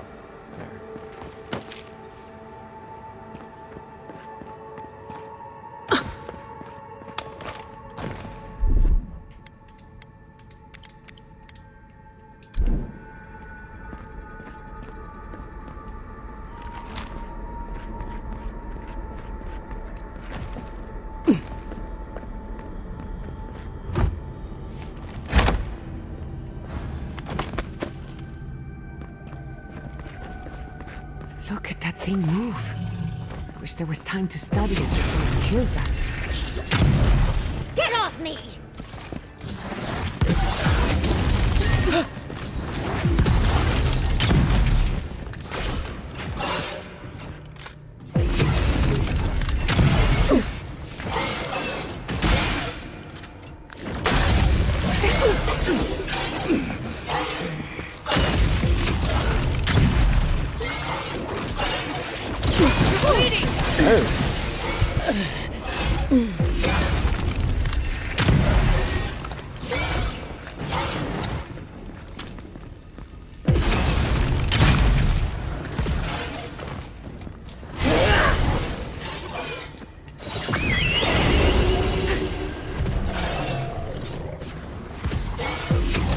Nicely done!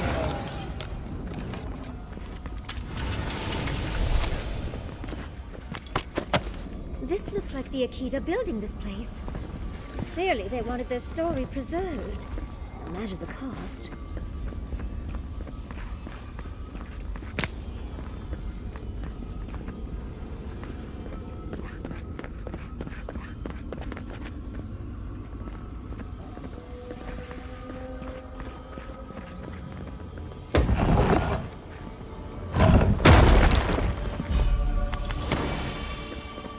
Open!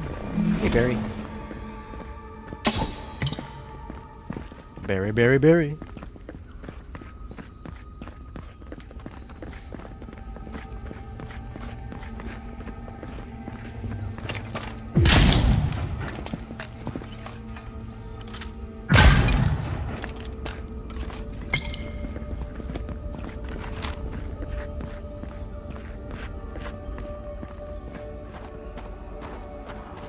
What is that? I know that place, right?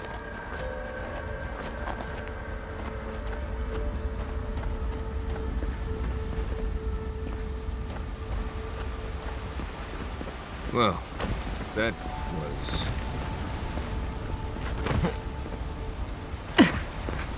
That was what?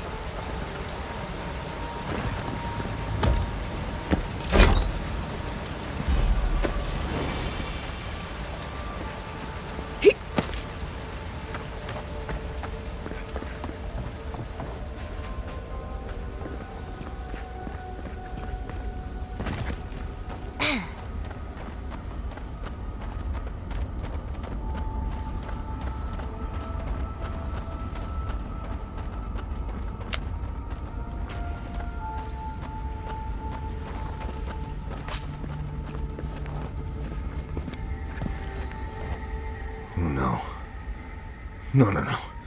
Why is this? They're dead. Like, it just happened. Like I remember.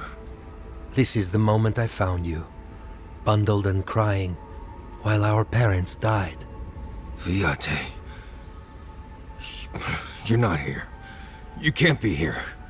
I am dead, Viate, from the Dream Scourge. We are in the garden. As strange as this seems, it is normal here. Inaku, right? You look better than when we last met. You look, less plant-like. What I am now is much better than what I was becoming then. That much is certain. I have faced this already. Why force me to do it again?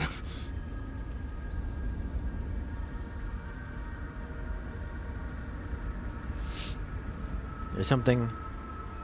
I guess you needed to see Inaku one more time. A welcome reunion, if you ask me. You know where we are. This is my memory. When everyone died, and I found you back in your tent. How much of this do you remember? I can't tell from your eyes. We dealt with Razvan. He got what was coming to him.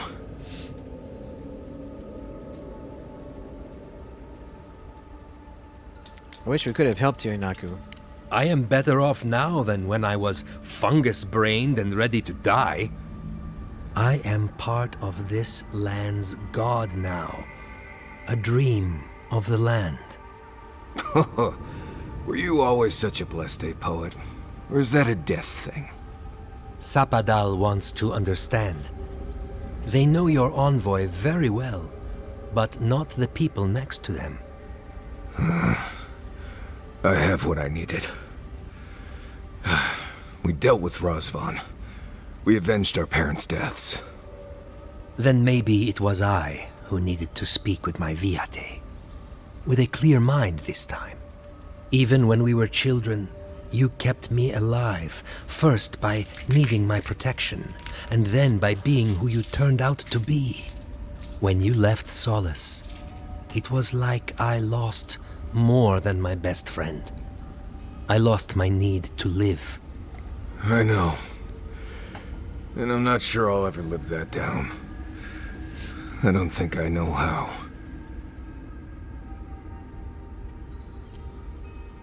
We dealt with Razvan.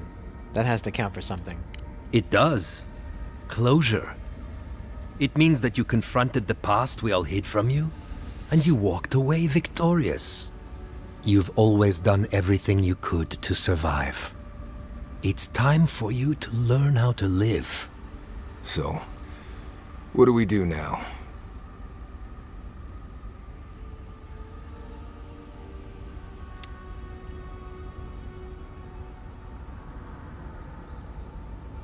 That's between you and your friend. They're right, Viate. This lava flows directly between us. We've both been through so much. But I can see that it's all behind us now. Just another thing we've survived after all this time. A fine way to put it.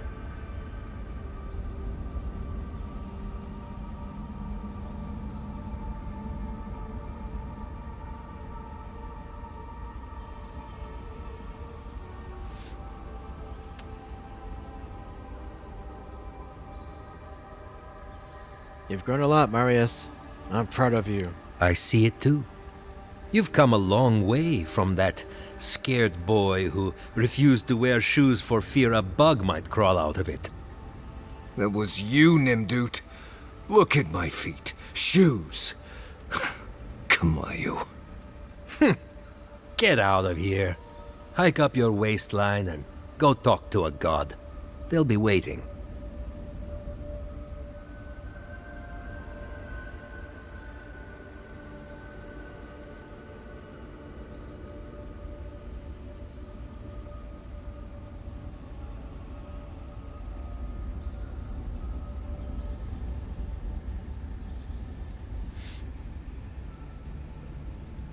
I'm glad you two got a chance to talk one last time.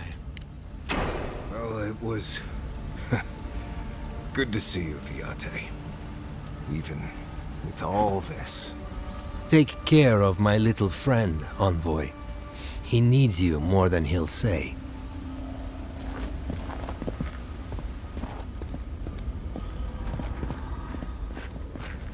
Sorry, Envoy. Let's talk about it back at camp, right? Marius, dear. How are you feeling? I'm alright. Good to see an old friend, you know? And saying goodbye, that's the hard part. You can talk to us, Marius. That is, if you think talking will help. Well, obviously it wasn't my favorite thing, but... Grief is strange. You lose someone, and you carry around a little hole inside yourself till you die. Or maybe the same is true for the dead. Your friend obviously loved you. How did we get on this topic? I thought we were talking about pancakes.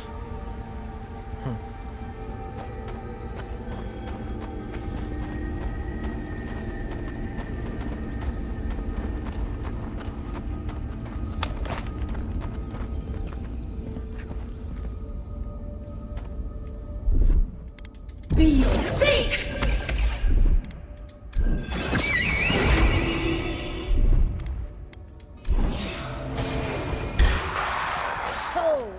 Army, attack!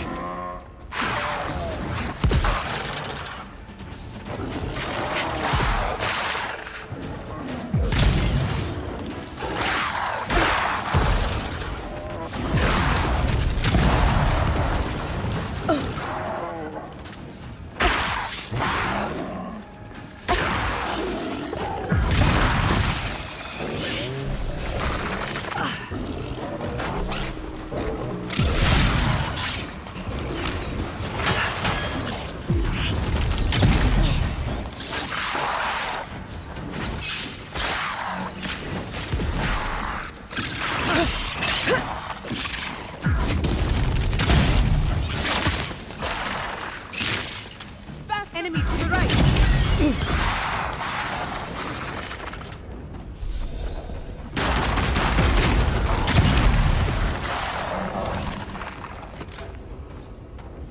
Yatsli, well done.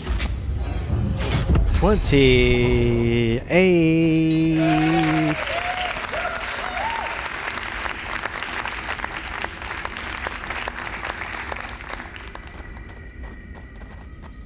Two more levels. Hopefully, we will get the achievement for max level.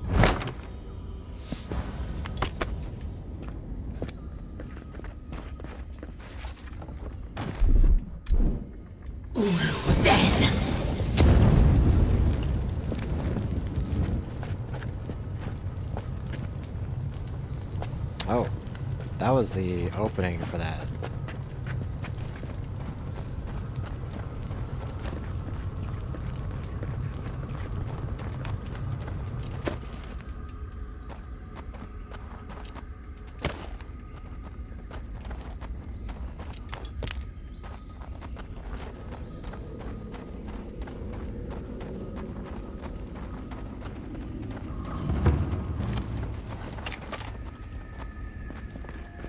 No one was left to clean up the battlefield. Now it's just a time-forgotten ruin.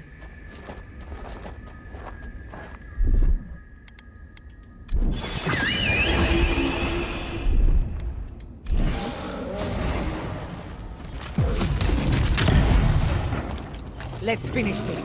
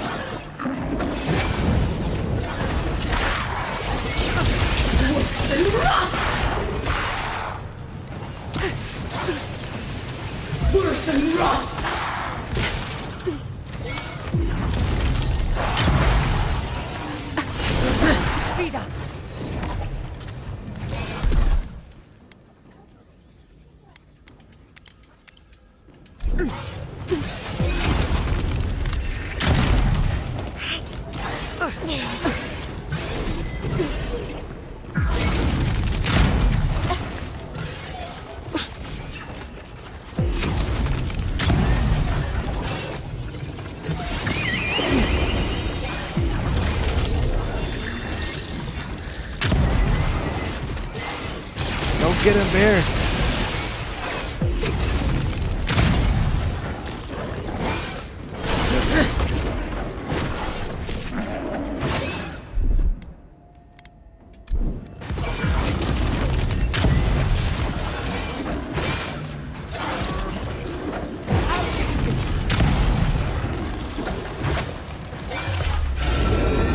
crit.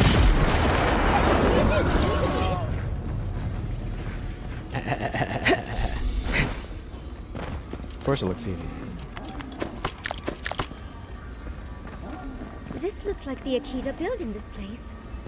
Clearly they wanted their story preserved. What the cost?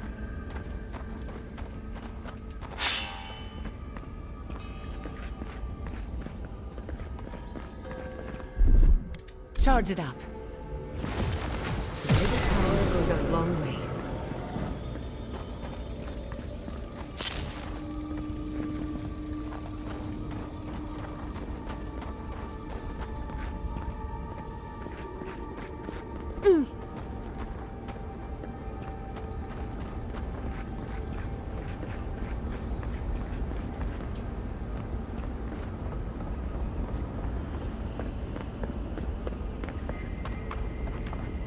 Wait, isn't that Tama's cairn?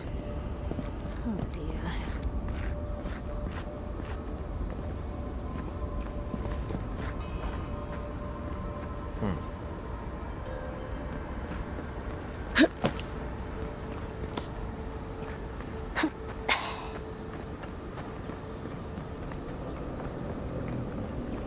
This room. It looks just like Tama's. This place is cruel. Let's find your god, Envoy.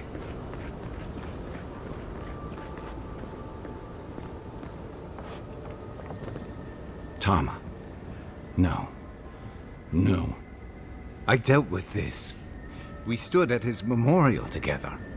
What is this, Envoy? This is your god's prison, not mine. That's Tama? I can't tell. I can't focus on his face. His features keep blurring, changing. You didn't happen to take Akio's special mushrooms, did you?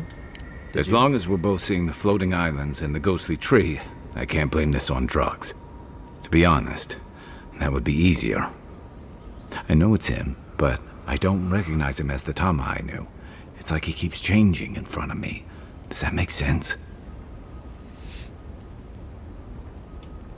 If he doesn't look like the Tama you remember, how do you remember him? That's the problem. I can't picture him anymore. I used to remember his face so clearly from that night. His rigid jaw, the way his eyes crinkled at the corners. He was in pain, but trying to hide it.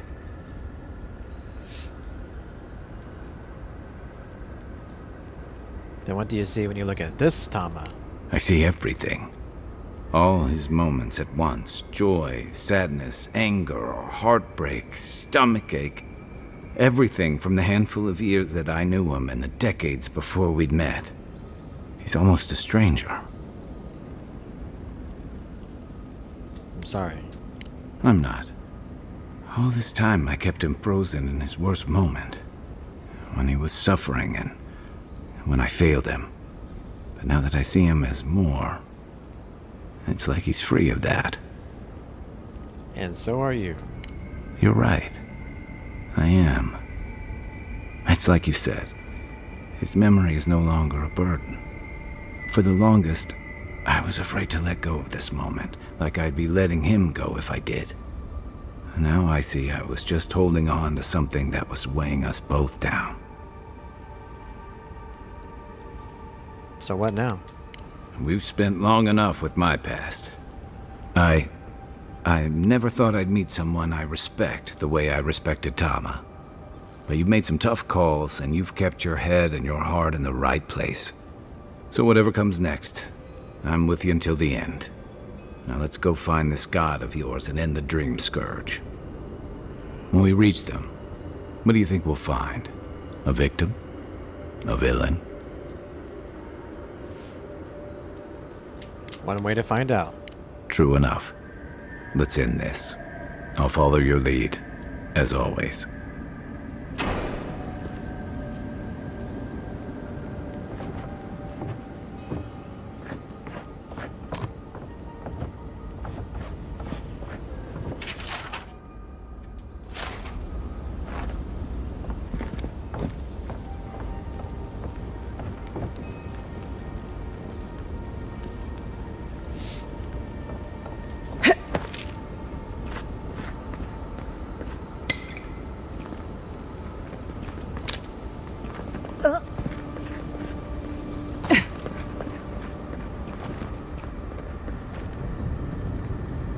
that other way to go?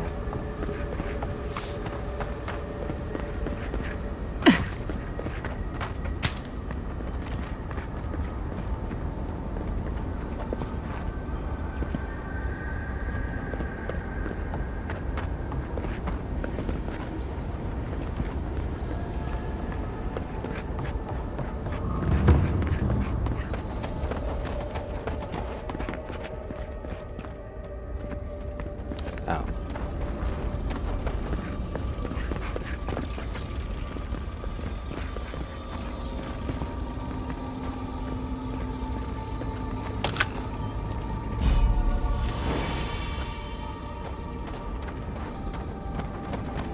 Definitely is this way.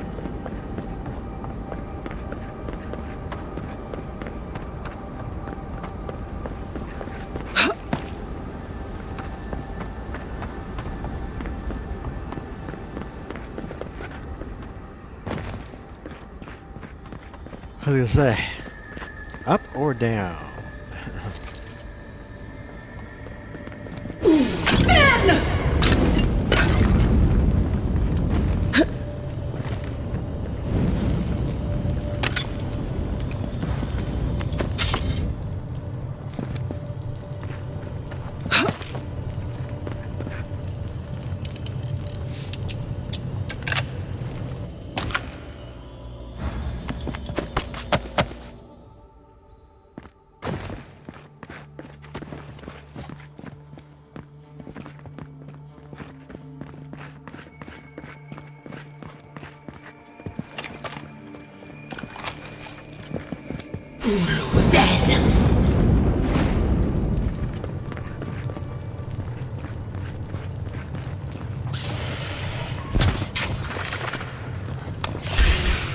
They're coming!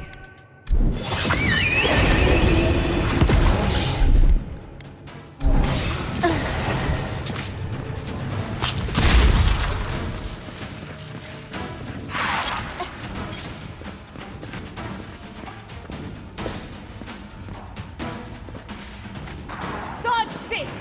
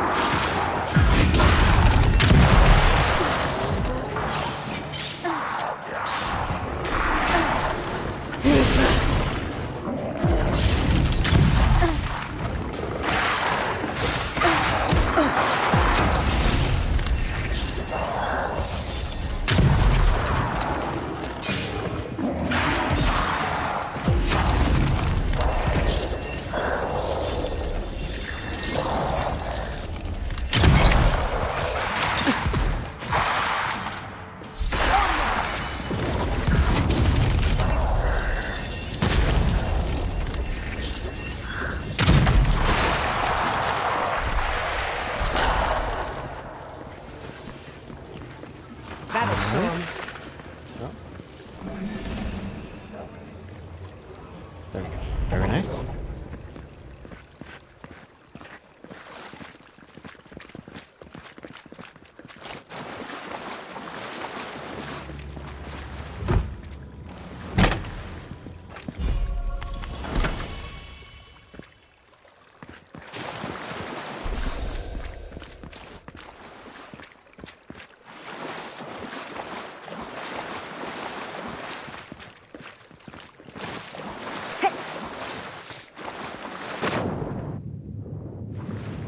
Now we're going down. Ready? Hold your breath.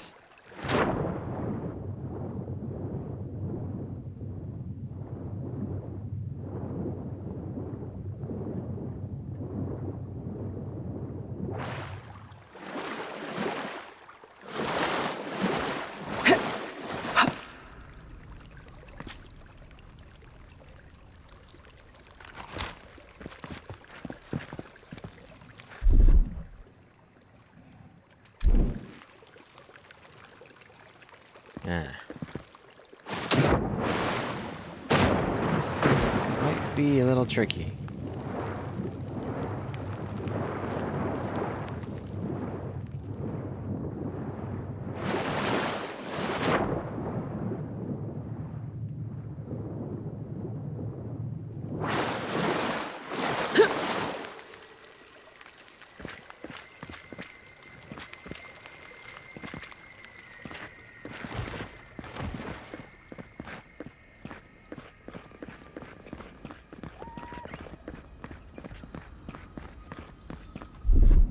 Just a little spark.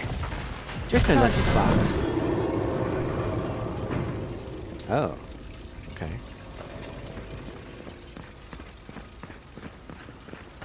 To see all this in its heyday, in its full splendor. I should have brought my sketchbook. Hey, Miss Riza. Welcome back.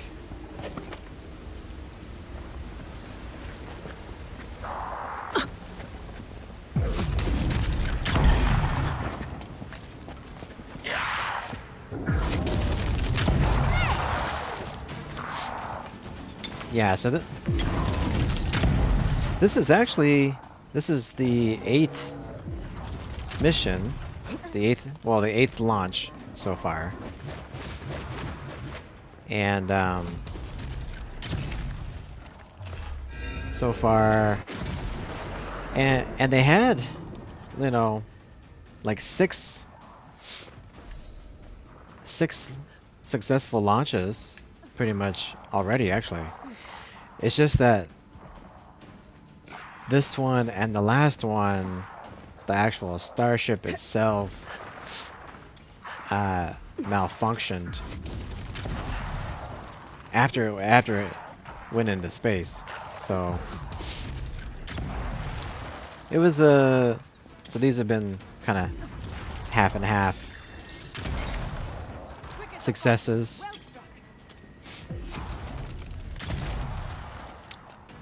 But they're still like in the whole development and testing phase of this starship. So yeah. So it's all about what they can learn from every launch and then just apply that knowledge to the next one. So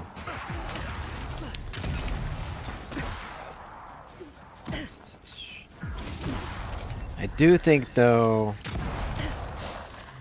the failure of the ship this time probably is gonna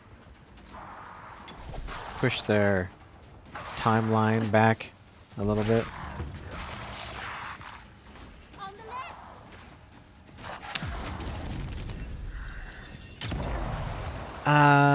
No, this is the... I think this is the third... This is either the third or the fourth catch.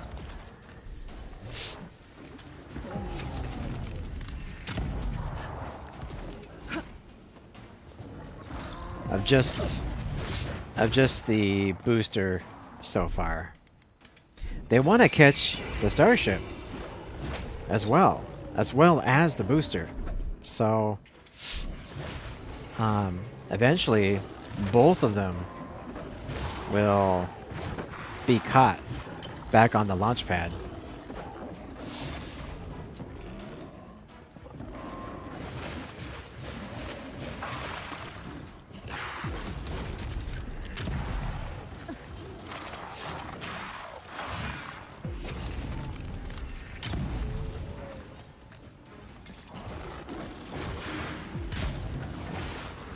Is this... I'm like, is this bear still doing stuff? So yeah, they've been making pretty good progress with catching the booster. But now they gotta figure out the problem with the starship. So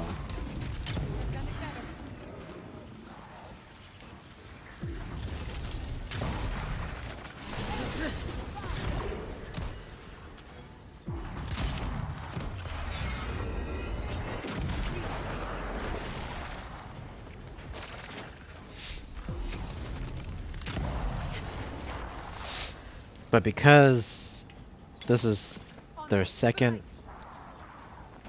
failure of starship, which I think everybody... Oh, there's a lot of guys over here. I think everybody was expecting them to have a good, fully successful launch here this time. Yeah, I think this is gonna push their Welcome. timeline. You've got mail. Push their timeline a little bit. Welcome in, gamer_Z. Thank you for joining us. Oh. Yeah, because they... Hey, gamer, welcome in. How you doing today? Because they actually want to launch a Starship. They were saying they want to do it 25 times this year. So, but yeah, I think this is gonna push that number down a bit because they gotta learn from this one. And we're at 8. Yeah. Well, we're at 8 right now, but they wanted to do 25 alone this year. So this was like the second launch this year. And they wanted to do 23 more. So if they want to even get close to that many launches, they really gotta fix what's going on with Starship.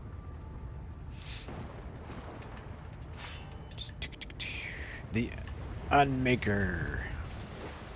But yes, that's exactly what it is. That's why they test, and that's why they launch, and then if they have a failure, then they'll learn from it, apply fixes to the next launch, and go from there. So, but yeah, gamer, glad to see you.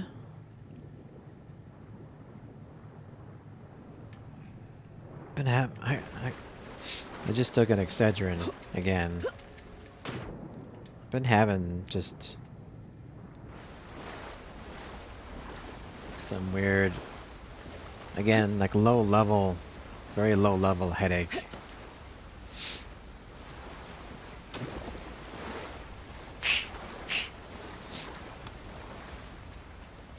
I was pretty much fine this morning until I went to go pick up little Destiny. And then yeah, I was just kind of like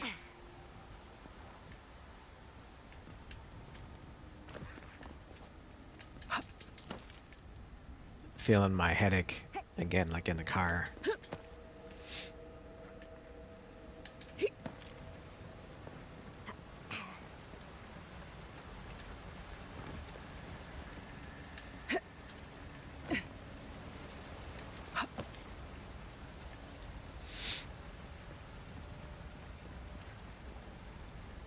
So we're in the garden as well. The garden is the point of no return. So we're platforming our way around. We've also encountered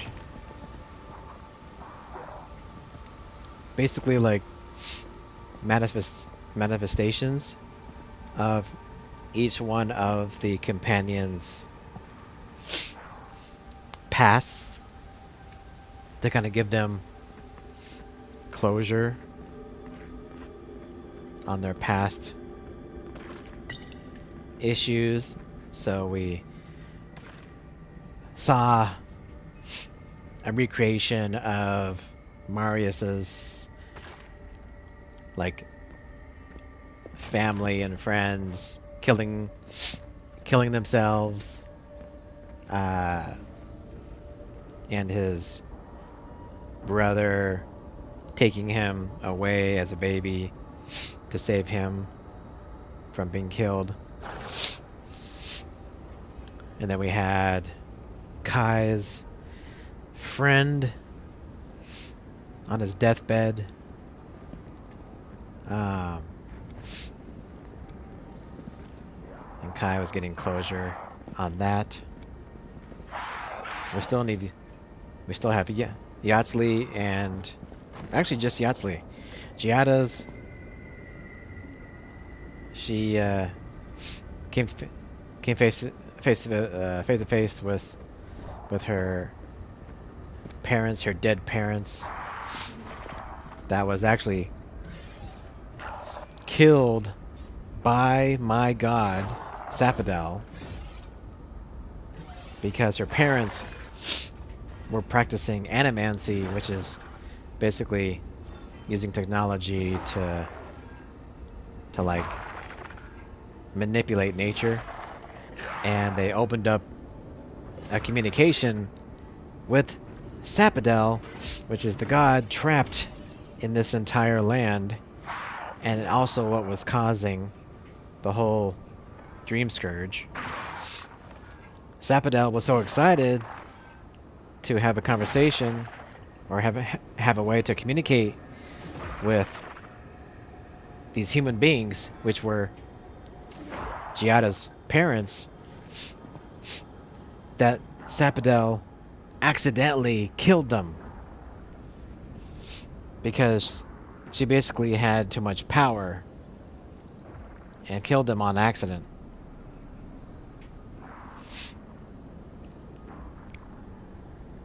And Giada decided to forgive them for killing her parents. So keep quiet. Why are these guys fighting each other? Yeah, Miss Mesa, I got this like low-level headache again. Yeah. Oh, and then I also got a bear. I have a bear, and I have 3 skeletons that I can summon. Go fight, skeletons. Go fight for me. And my bear.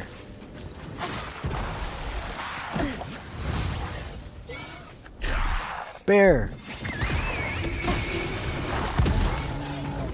There he is. I call him Bob. Bob the bear. Get him, Bob.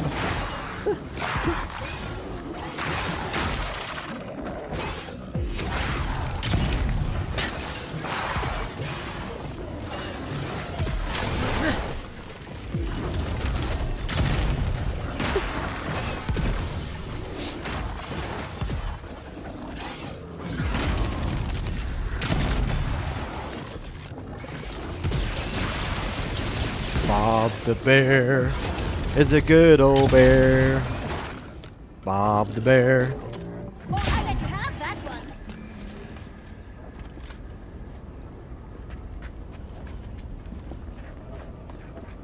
Good boy. Good boy, Bob. Bob the bear.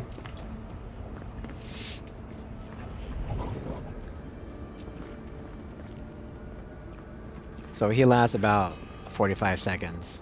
So, and then I can summon him again in 30 seconds.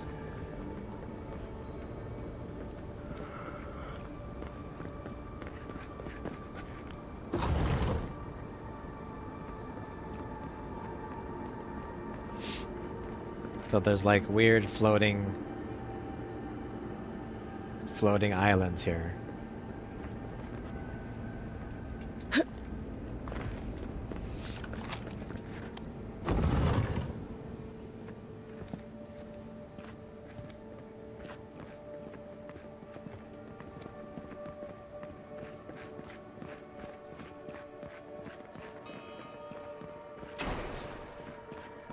This looks like the Akita building this place. Clearly they wanted their story preserved, no matter the cost. Is this Yatsley's?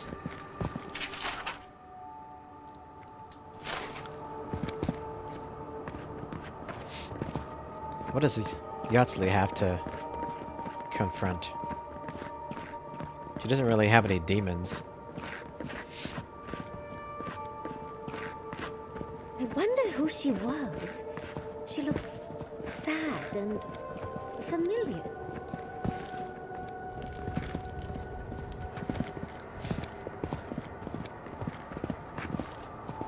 Garlowain's gonads. Envoy? I never told you this, but I've dreamed of this place every night for most of my life. This is a godless library. An actual, real-life godless library. It's why I study the godless, because this place has haunted me since I was a child. And that's the chair. It's the picture of coziness.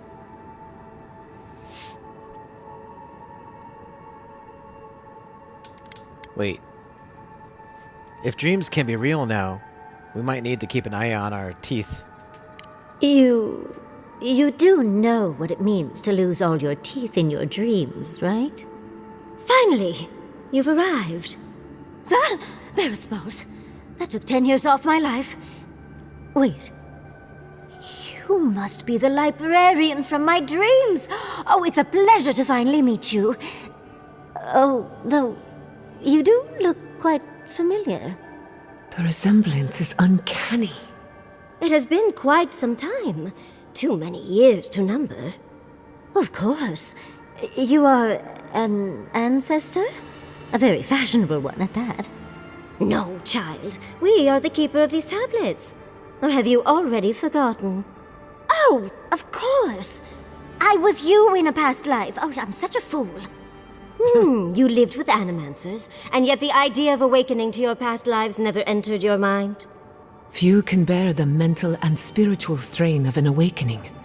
As often as not, it leads to madness. Oh, darling, you know how I get around all the metaphysical talk.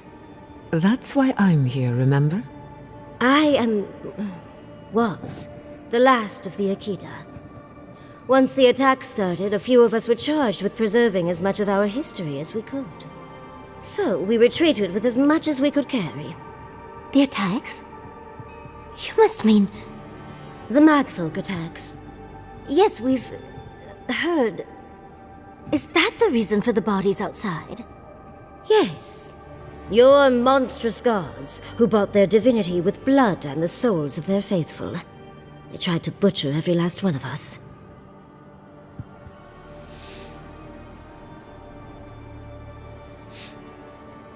Seems like they succeeded. They did in the end. But they didn't get exactly what they wished for. I made sure of that. But how did the Magfolk reach you in here? They didn't. Between the screams of my kin being slaughtered and the screeching of the Magfolk, I couldn't breathe. That's the screeching I heard in my dream, Envoy. I knew I recognized it when we killed that Magfolk. Once it was gone, there was nothing left. And perversely, I found the quiet worse. So I decided on another way. One that wouldn't give your gods the satisfaction. Poison? Well, at least you washed it down with some good wine.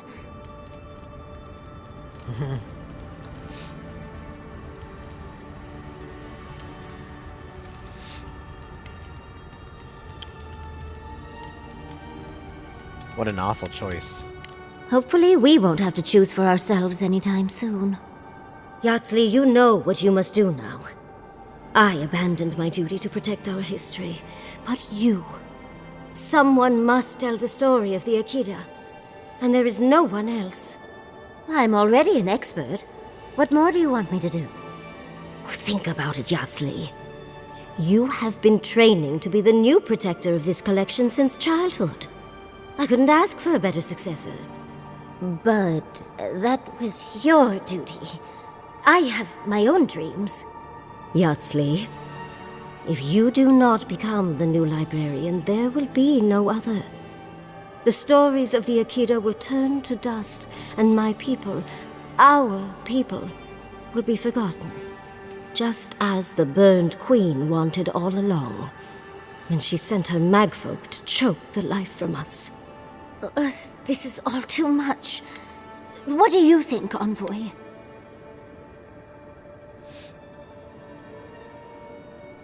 She actually has a lot of choices here. Because Ringrim, basically the god of all wizards, mages, wants her to be her apprentice. So that's like a big thing for her. But then the land still needs her. So, is this part of the end game? Yep. All of this, because we have to, as we're going through the garden, we're wrapping up each one of the companions, like storylines, before we do.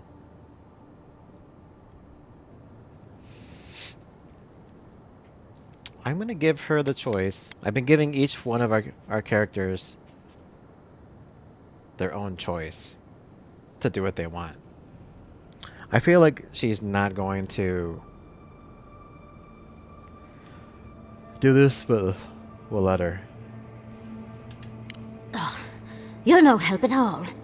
Please, I ask for your opinion because I want it. Tell me, what do you think?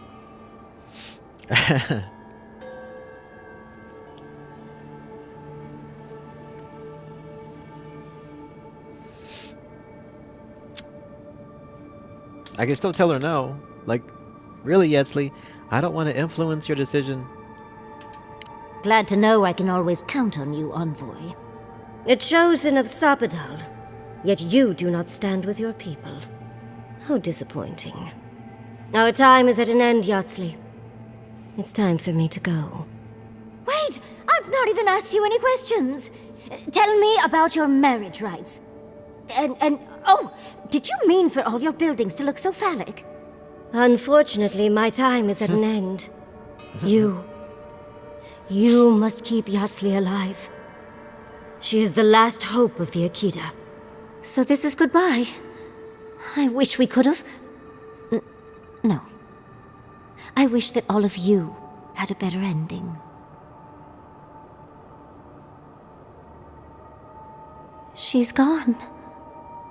Forgive me, Envoy, but we should get going. We can talk back in camp. Later.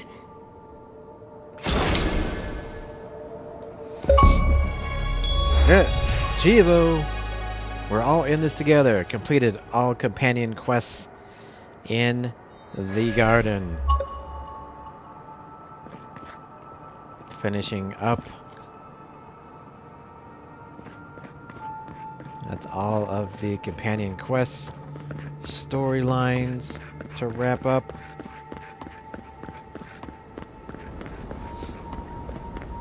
I assume there's going to be a camp spot coming up because everybody wants to talk. Everybody needs to talk about what's happening, so I assume.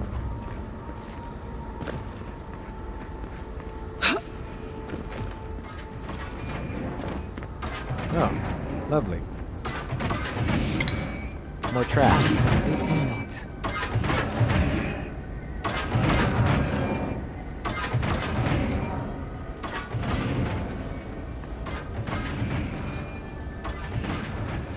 Can I turn this off?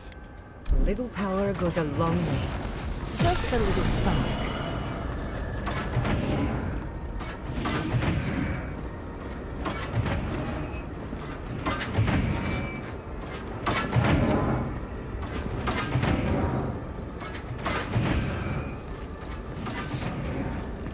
That was it?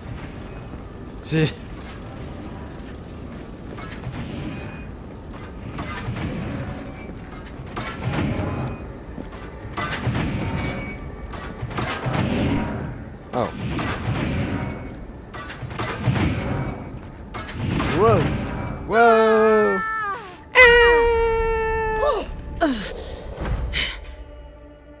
No, I'm still dead. Still dead. I think we've found Sapadal's home. Wait. That's it. The heart of the garden. Sapadal's cage. Wait. We found a bug.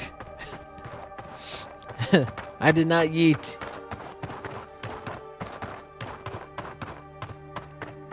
I did not yeet. I am a god.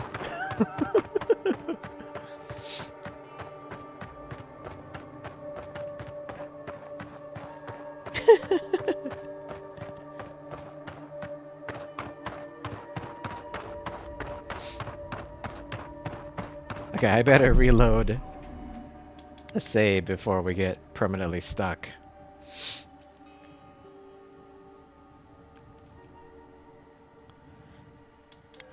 $5.39.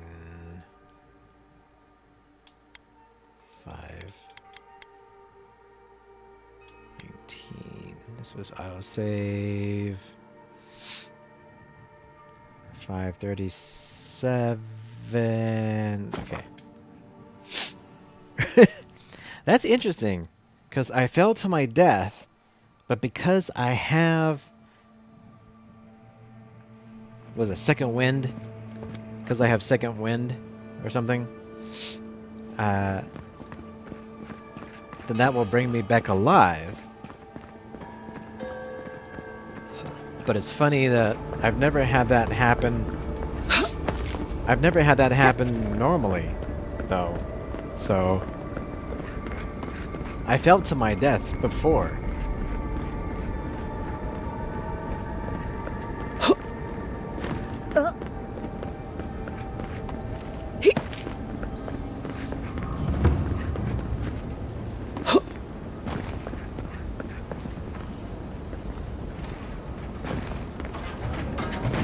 Absolutely not.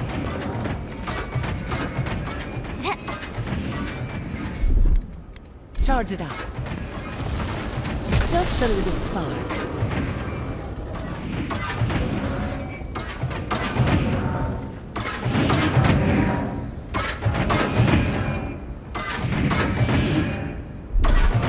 Little power goes a long way.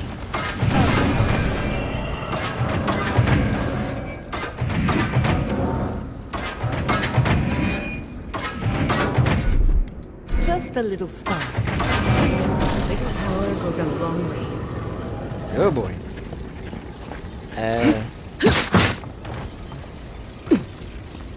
Chop chop. Chop chop. Choppity chop. There's something down there.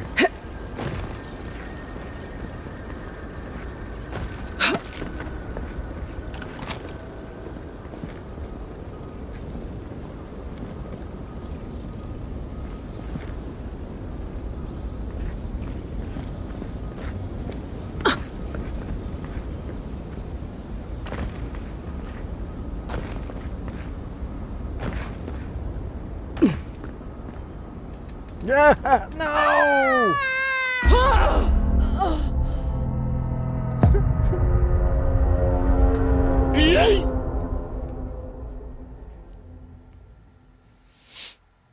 See, that's the way you should die. That's the normal way.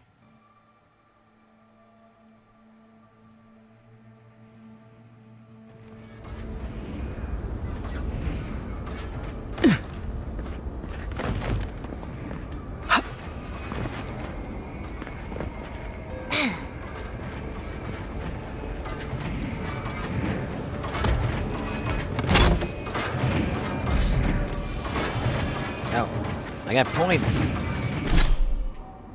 That's the regular yeet. It is. That's the regular yeet. That's the normal way to yeet.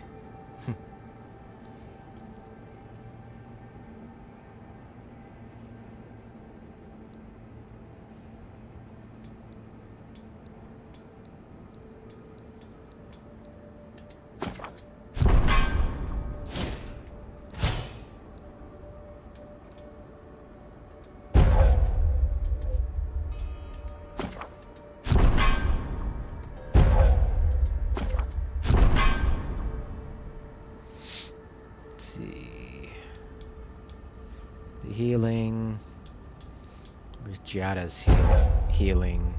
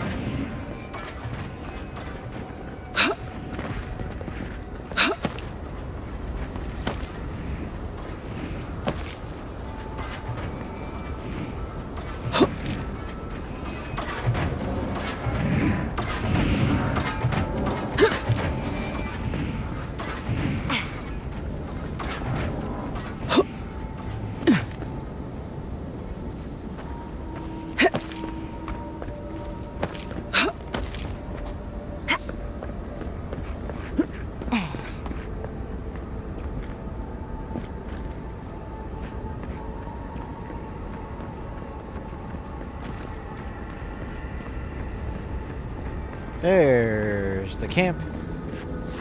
I knew it. This place seems less like a death trap. Maybe we could stop. Catch our breath. Kith Lord. Achievement. Discovered all party camps across the living lands. Unlocked.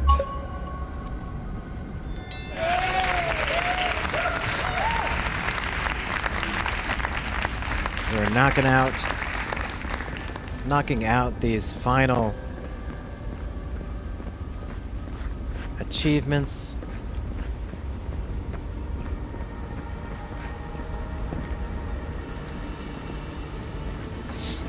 That I was expecting to knock out.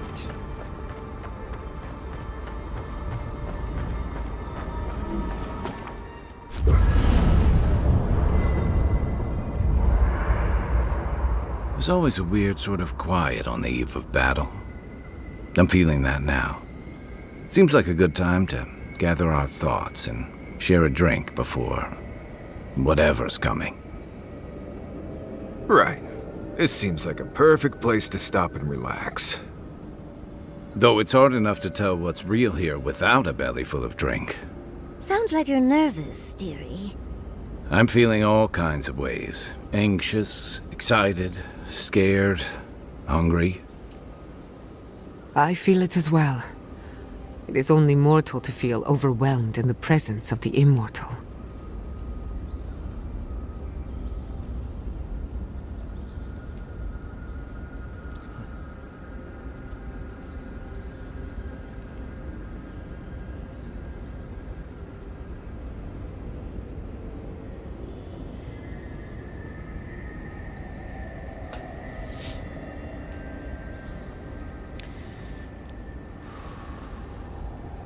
Now we're just checking in with everybody. Are you gonna be alright, Kai? Oh, you don't have to worry about me. Getting to see that vision of Tama did me good. Like, I finally let go of something I'd been holding too long. Now that we're here, I'm eager to see this through. Nothing worse than holding your breath and waiting. Glad to have you with me, Kai. Same. I'd rather have good company in a prison than paradise alone. About you, Marius? I had a feeling you might ask me that. I'm not sure I've really worked through what I've seen here, but I am grateful for the chance to see Yonku again. I feel like we're almost done with all of this, but we are in the weirdest place in the world, so who knows? I'm completely baffled, but when haven't I been lately? Being afraid doesn't even feel scary anymore. How you doing, Jetta? I think so. The garden is so much more than I expected. Full of contradictions. Wild, yet serene. Truthfully, I didn't come all this way searching for my own answers. But I found them. Or perhaps they found me. And now, it's like there's a new path laid out before me. A life after the dream scourge. We're close to something. A threshold between calm and crisis. Conflict and peace. Life and death.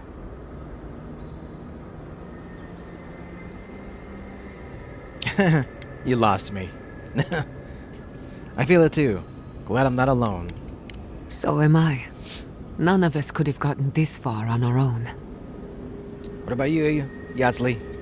Well, I won't lie to you, Envoy. A lot's happened. It's not every day that you learn that you're the last hope to carry on a legacy, but... well, here we are. Never literally talked to myself before either. I think I annoyed her. Me? Oh, I think I need another drink. But here we are. I just need a moment to take it all in. I could use a moment myself. We all could. But I don't think we'll get it. And I wouldn't worry. Our little group here is perfectly frightening, and I'm sure our enemies would agree. We'll be fine. I can't speak for anyone else, though. You've listened to all of us. How about you? You've been through a lot since you arrived. You've been shipwrecked and assassinated, harangued by gods, bureaucrats, and a death guard. You've had your soul poked, your loyalties questioned, and your sleep regularly interrupted by a god with no respect for privacy. And yet you've kept yourself and all of us together. How are you really doing? Better than I thought. You're very resilient. Under different circumstances, I would credit your nature as a godlike. But we all know better. You're strong enough to survive anything. Sapadal picked a good soul when they made you. That actually made sense to me. As if I've learned something about souls and whatnot. I'll take that as a compliment. How about you, Envoy? What keeps you so stoic in the face of everything?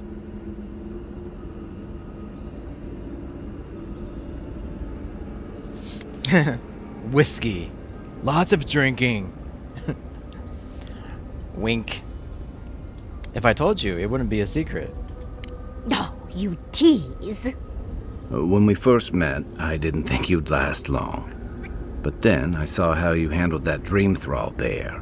Shook off your own death like a bad cold. And then you found your own killer and turned him in. It's rare to choose justice over vengeance, especially in the living lands. But you stood by your principles. I think that's where you get your strength. I didn't know much about you at that point. You were traveling with Kai and you died, which I thought made a lot of sense. I remember your calm. How you listened to my shouting match with the governor and actually heard me. And when they burned my home, you gave me another one. A sanctuary where I could be myself. I'll never forget that. You were my hero right away. You rescued me from those sporlings. You got my priceless face. What more could a girl ask for? And now look at you. Look at us. How far we've come in a short time.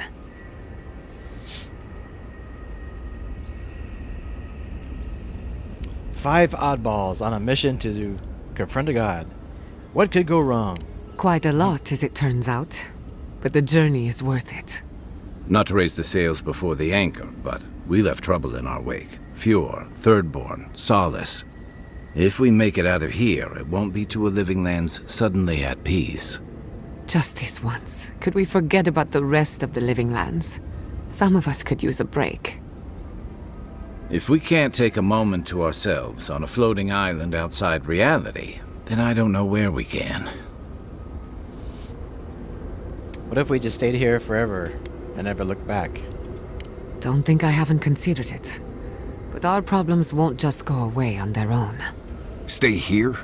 I mean, we are here. It's supposed to be paradise. Can't be worse than Galawain's tusks. Tempting as it sounds, if there's one thing I've learned from you, it's that running from problems only lets them fester. Unfortunately, you are uniquely qualified to deal with this, so we're stuck fixing things. Dread. Before we turn in for the night, I'd like a word in private. Nothing serious, just planning out the rest of my life. Sleep well. Tomorrow we finish this together.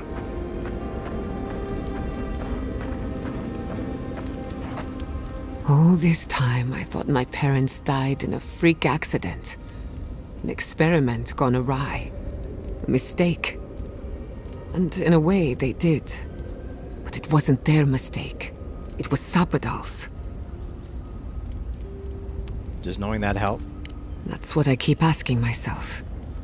This whole experience has me considering my family's work in a different light. Look at what my mother accomplished. Armed with her research and her wits, she found a god.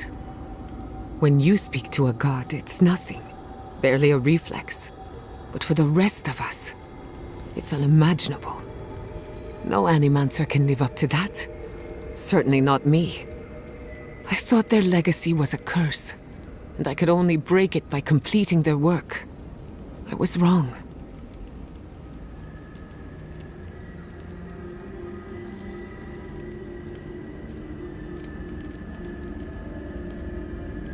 Now you're unburdened and free. I suppose I have been all this time. I just never realized it. One thing is certain. When it comes to animancy, I need to unlearn some of my old assumptions. I wanted to tame the spirit of the living lands. Now, there's so much about it I don't understand. And it's creepy, but wonderful.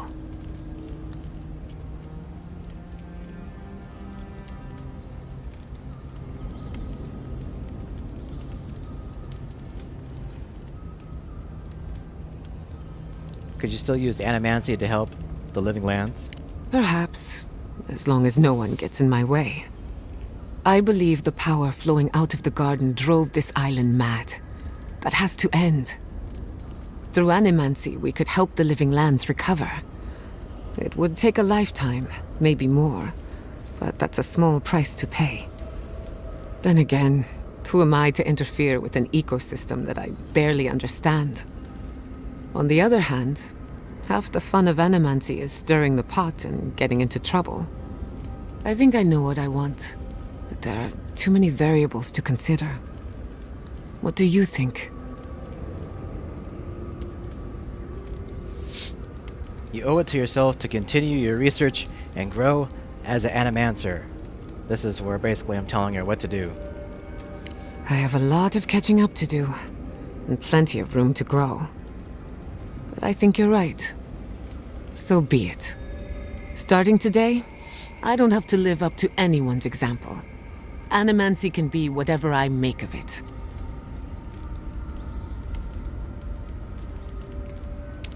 Your mother and father will be proud. I know they would be. And not just because some ancient plans told me so. Now I just have to decide which field of research to pursue. But no need to bore you with the details. I've only got one lifetime as Giada Castel, so I'd better make it count. Hey, you helped me through a very difficult time. I just wanted to say thank you. If anyone's gonna lead the way for animancy, I can't think of a better fit than you. I came here to help you do whatever you're supposed to do with your god friend. Instead, I'm here talking to dead people.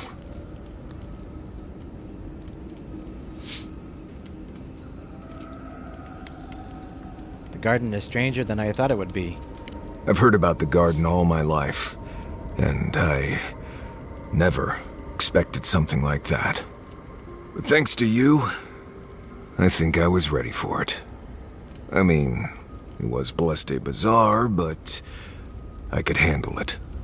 I will say, it's not really what I expected when I started tracking you and Kai back in Paradise.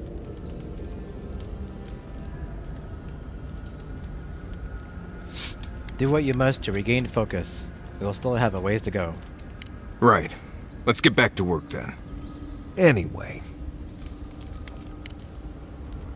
If I must. Hey, Giada.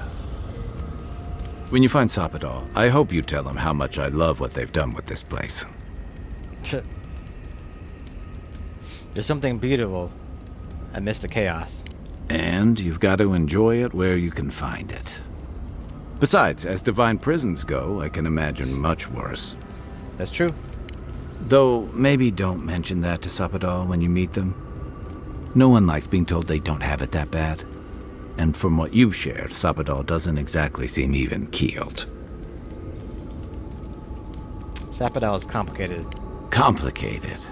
I've heard that before. It's never a good thing. And I don't envy you having to deal with the loose cannon of a god. But I envy even less the mess you're going to have when we escape this place. After this, I'm disappearing to a remote cabin for a year, and no one is stopping me. I hate to burst your bubble, but I don't see how that's gonna happen. While we're tracking down your god, things are heating up between your Adiran comrades and the locals.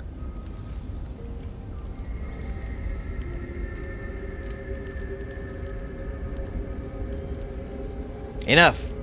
I don't have time to reflect on every conflict. Yeah, you've got bigger things on your mind right now. Just be prepared. If and when we get out of here, we're walking into a powder keg. And you'll have to choose a side. That's the part I don't envy.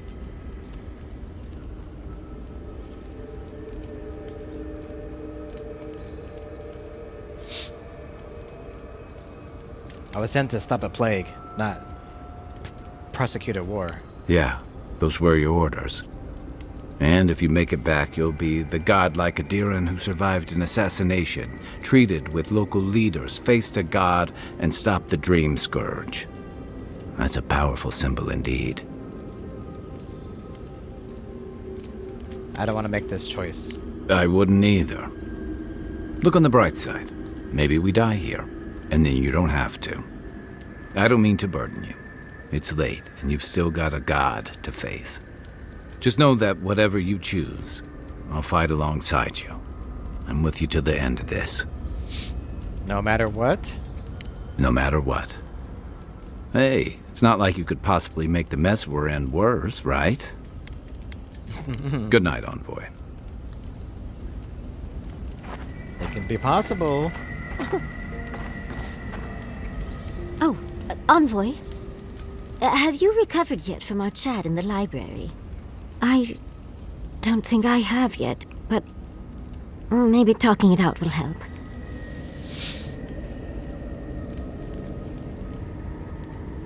If you don't know what to think, what chance do I have? It's just... we already have a lot to take care of, don't we? We have a god and an empire both vying for our attention, and now I have this legacy forced on me. I was already unsure what to do, and now a third option appears like the world's worst surprise. But it makes sense. My whole life has been about the godless in one way or another. It explains why I knew the language, why I felt so drawn to the ruins. At least the mystery of your dreams can be solved. Actually, you should talk it over with Quilichi, her lover. Get his perspective. I love the man, but he'll just be endlessly supportive, the fiend. And trying to send a letter when we're on the move like this?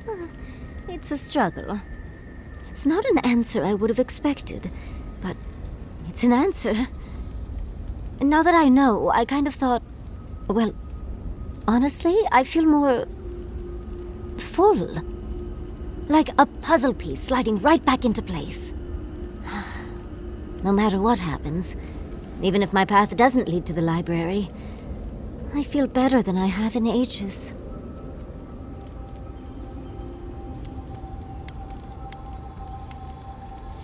I'm glad you could get your answer, no matter what happens next. So am I. I think... for the first time in my life, I don't know what to do. Congratulations, Yardsley. Now you're just like the rest of us. No matter what, I've always known exactly what I want. But this is the first time I've had more options than time in the day. What do you think?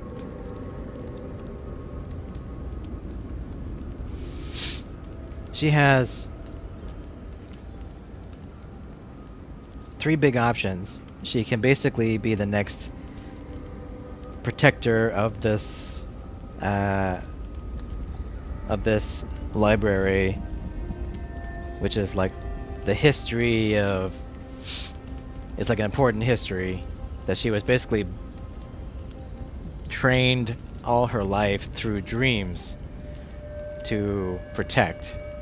That's one option. Second option is basically just going back to her life with Krilichi, her lover, and living in the world. The third option is that Ringrim, the god wizard, the most powerful wizard in the world, offered her a apprenticeship. Or I can tell her, make your own damn choice. I'm gonna actually tell her you should study with Ringrim. You're right. It's the one area of my life that's gotten the least love. Seems it's about time to make up for that. Thank you, Envoy. I've been agonizing over this for longer than I want to admit. Finally picking a destination makes the journey a lot easier. Oh, but I am not looking forward to telling Quilici. He'll understand. Your happiness and fulfillment are everything to him. Well, come on. We've bigger things to deal with. Literally, in Sapadal's case. Much as I'm loath to relinquish the spotlight, we should be off. And Envoy, thank you, truly. Now, let's go.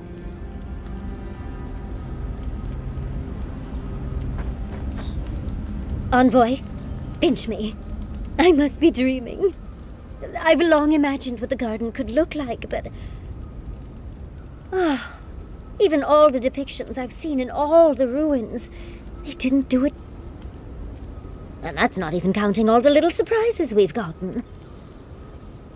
I learned that I was very possibly the last of the Akita, and that I've got a library to take care of. We learned the fate of the Akita from their killer herself. And you're on the way to meet your god. Years of being an unclaimed godlike, and now it feels like a typhoon of information has hit us. I've yet to catch my breath. There are even floating sky islands. How are you staying so calm? All right, Miss Reza. Thanks a lot for being here, Miss Reza. We might actually stop here since I've already been streaming for a while. And then we might do a DJ stream tomorrow. So maybe we won't even finish the game until maybe Saturday, which I think is probably a good thing because there's probably a lot more even after this. So yeah, I think maybe that's what we'll probably do. So yeah, maybe you'll get to see the ending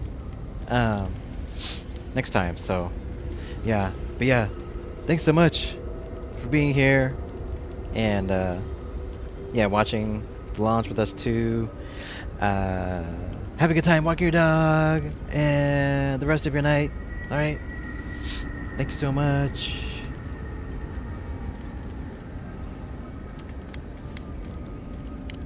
You could be a bit more excited.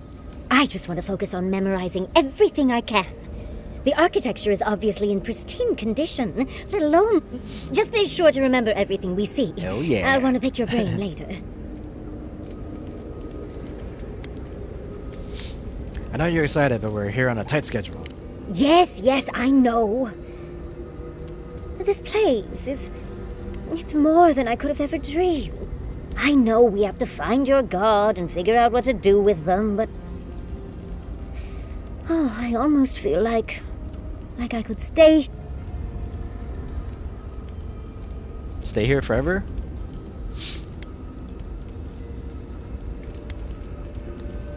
Isn't that why you're past love? Where would you get your perfume supplies? Oh, fair point. I suppose I'd have to make supply runs from time to time. Still, Oh, it's breathtaking. And think how much I could learn here. Pockets of time in the lives of the Akita are here, and... I know. On a tight schedule. I'll come back and study everything later. Let's get moving. I'm starting to suspect that every single leader in the living lands is incompetent. Truly, is there no vetting process? Hopefully those in Solace Keep will choose their leaders with more care in the future. But we should check on Marius. I'll make him some soothing perfume. Okay, we've already heard her say words this from part. you. Please, darling. I do not... Meeting that council? Gave me a new appreciation for Vidal. There's no... Oh, come on. How He's can kind I of help, repeating. darling? She was Tired repeating already, that. Envoy? Well, I'll see you in the morning.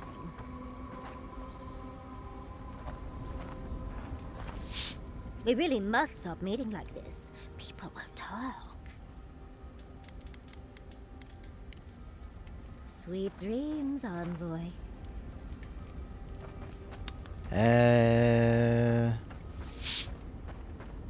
Okay.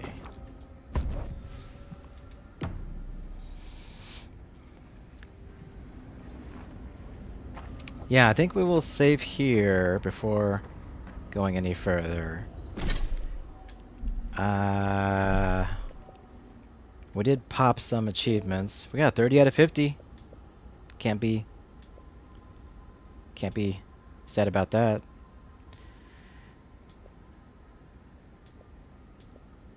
Let's see. We should get this one, complete Avowed on any difficulty. Should get this one.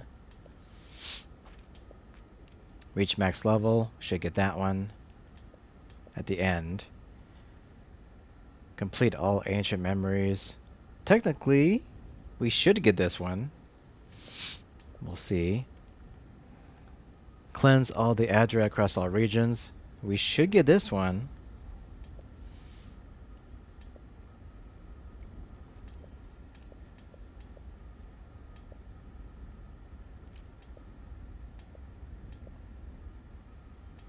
So we should get 4 more achievements.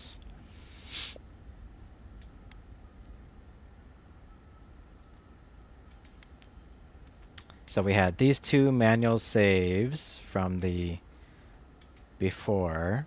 So I'm going to make a new save game. Just in case we don't get... This is going to be just in case we do not get the max level achievement. Though I really can't imagine we would have to reload our save. Cannot imagine we would have to reload our save for that, for just that.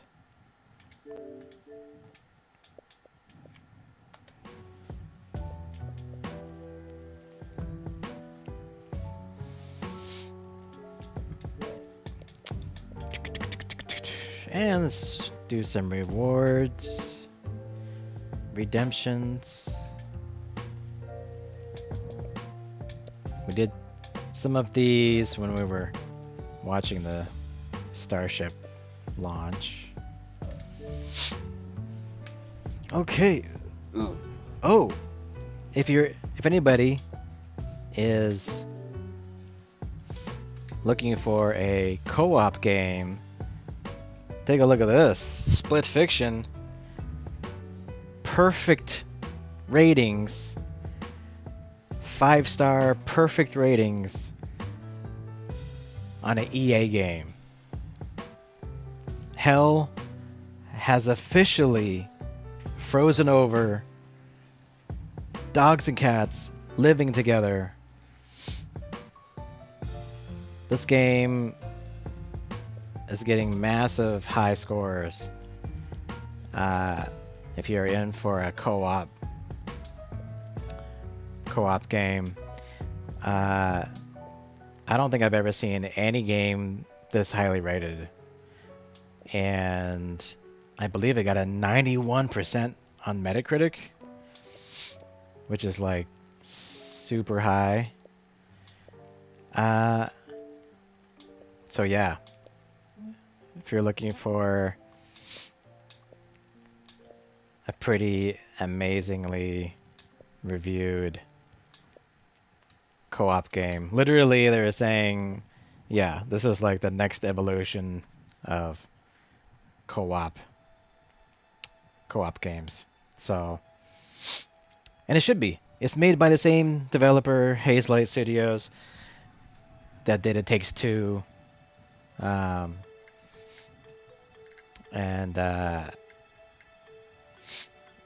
some other co-op titles in the past. I've not played any of their games personally, but yeah, great to see like a really excellent co-op game. I wonder if this could be like on people's game of the year lists for this year. I think review-wise, it's sounds like it should be on people's lists. Okay, well, we're gonna end here a little bit earlier than normal because we started earlier than normal. Plus, since we are getting to the end of Avowed, I would like more people to be able to see the ending. So I think maybe we will do this on Saturday, and then tomorrow we'll do a DJ stream. I think that sounds good. Haven't done a DJ stream in a while. So yeah, we can go ahead and seems like that can be the plan. So let's go ahead and make that the plan. Thanks a lot. Thanks a lot, everybody.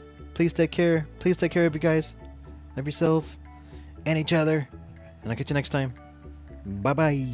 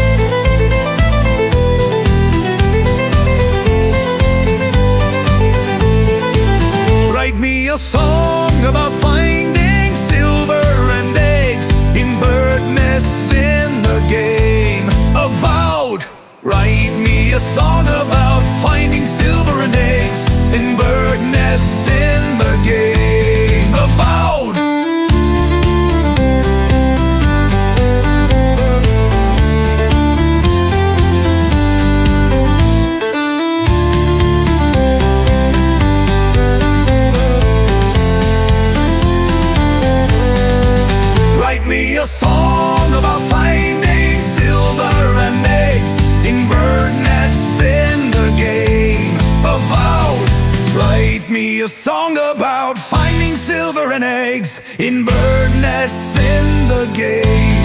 Avowed.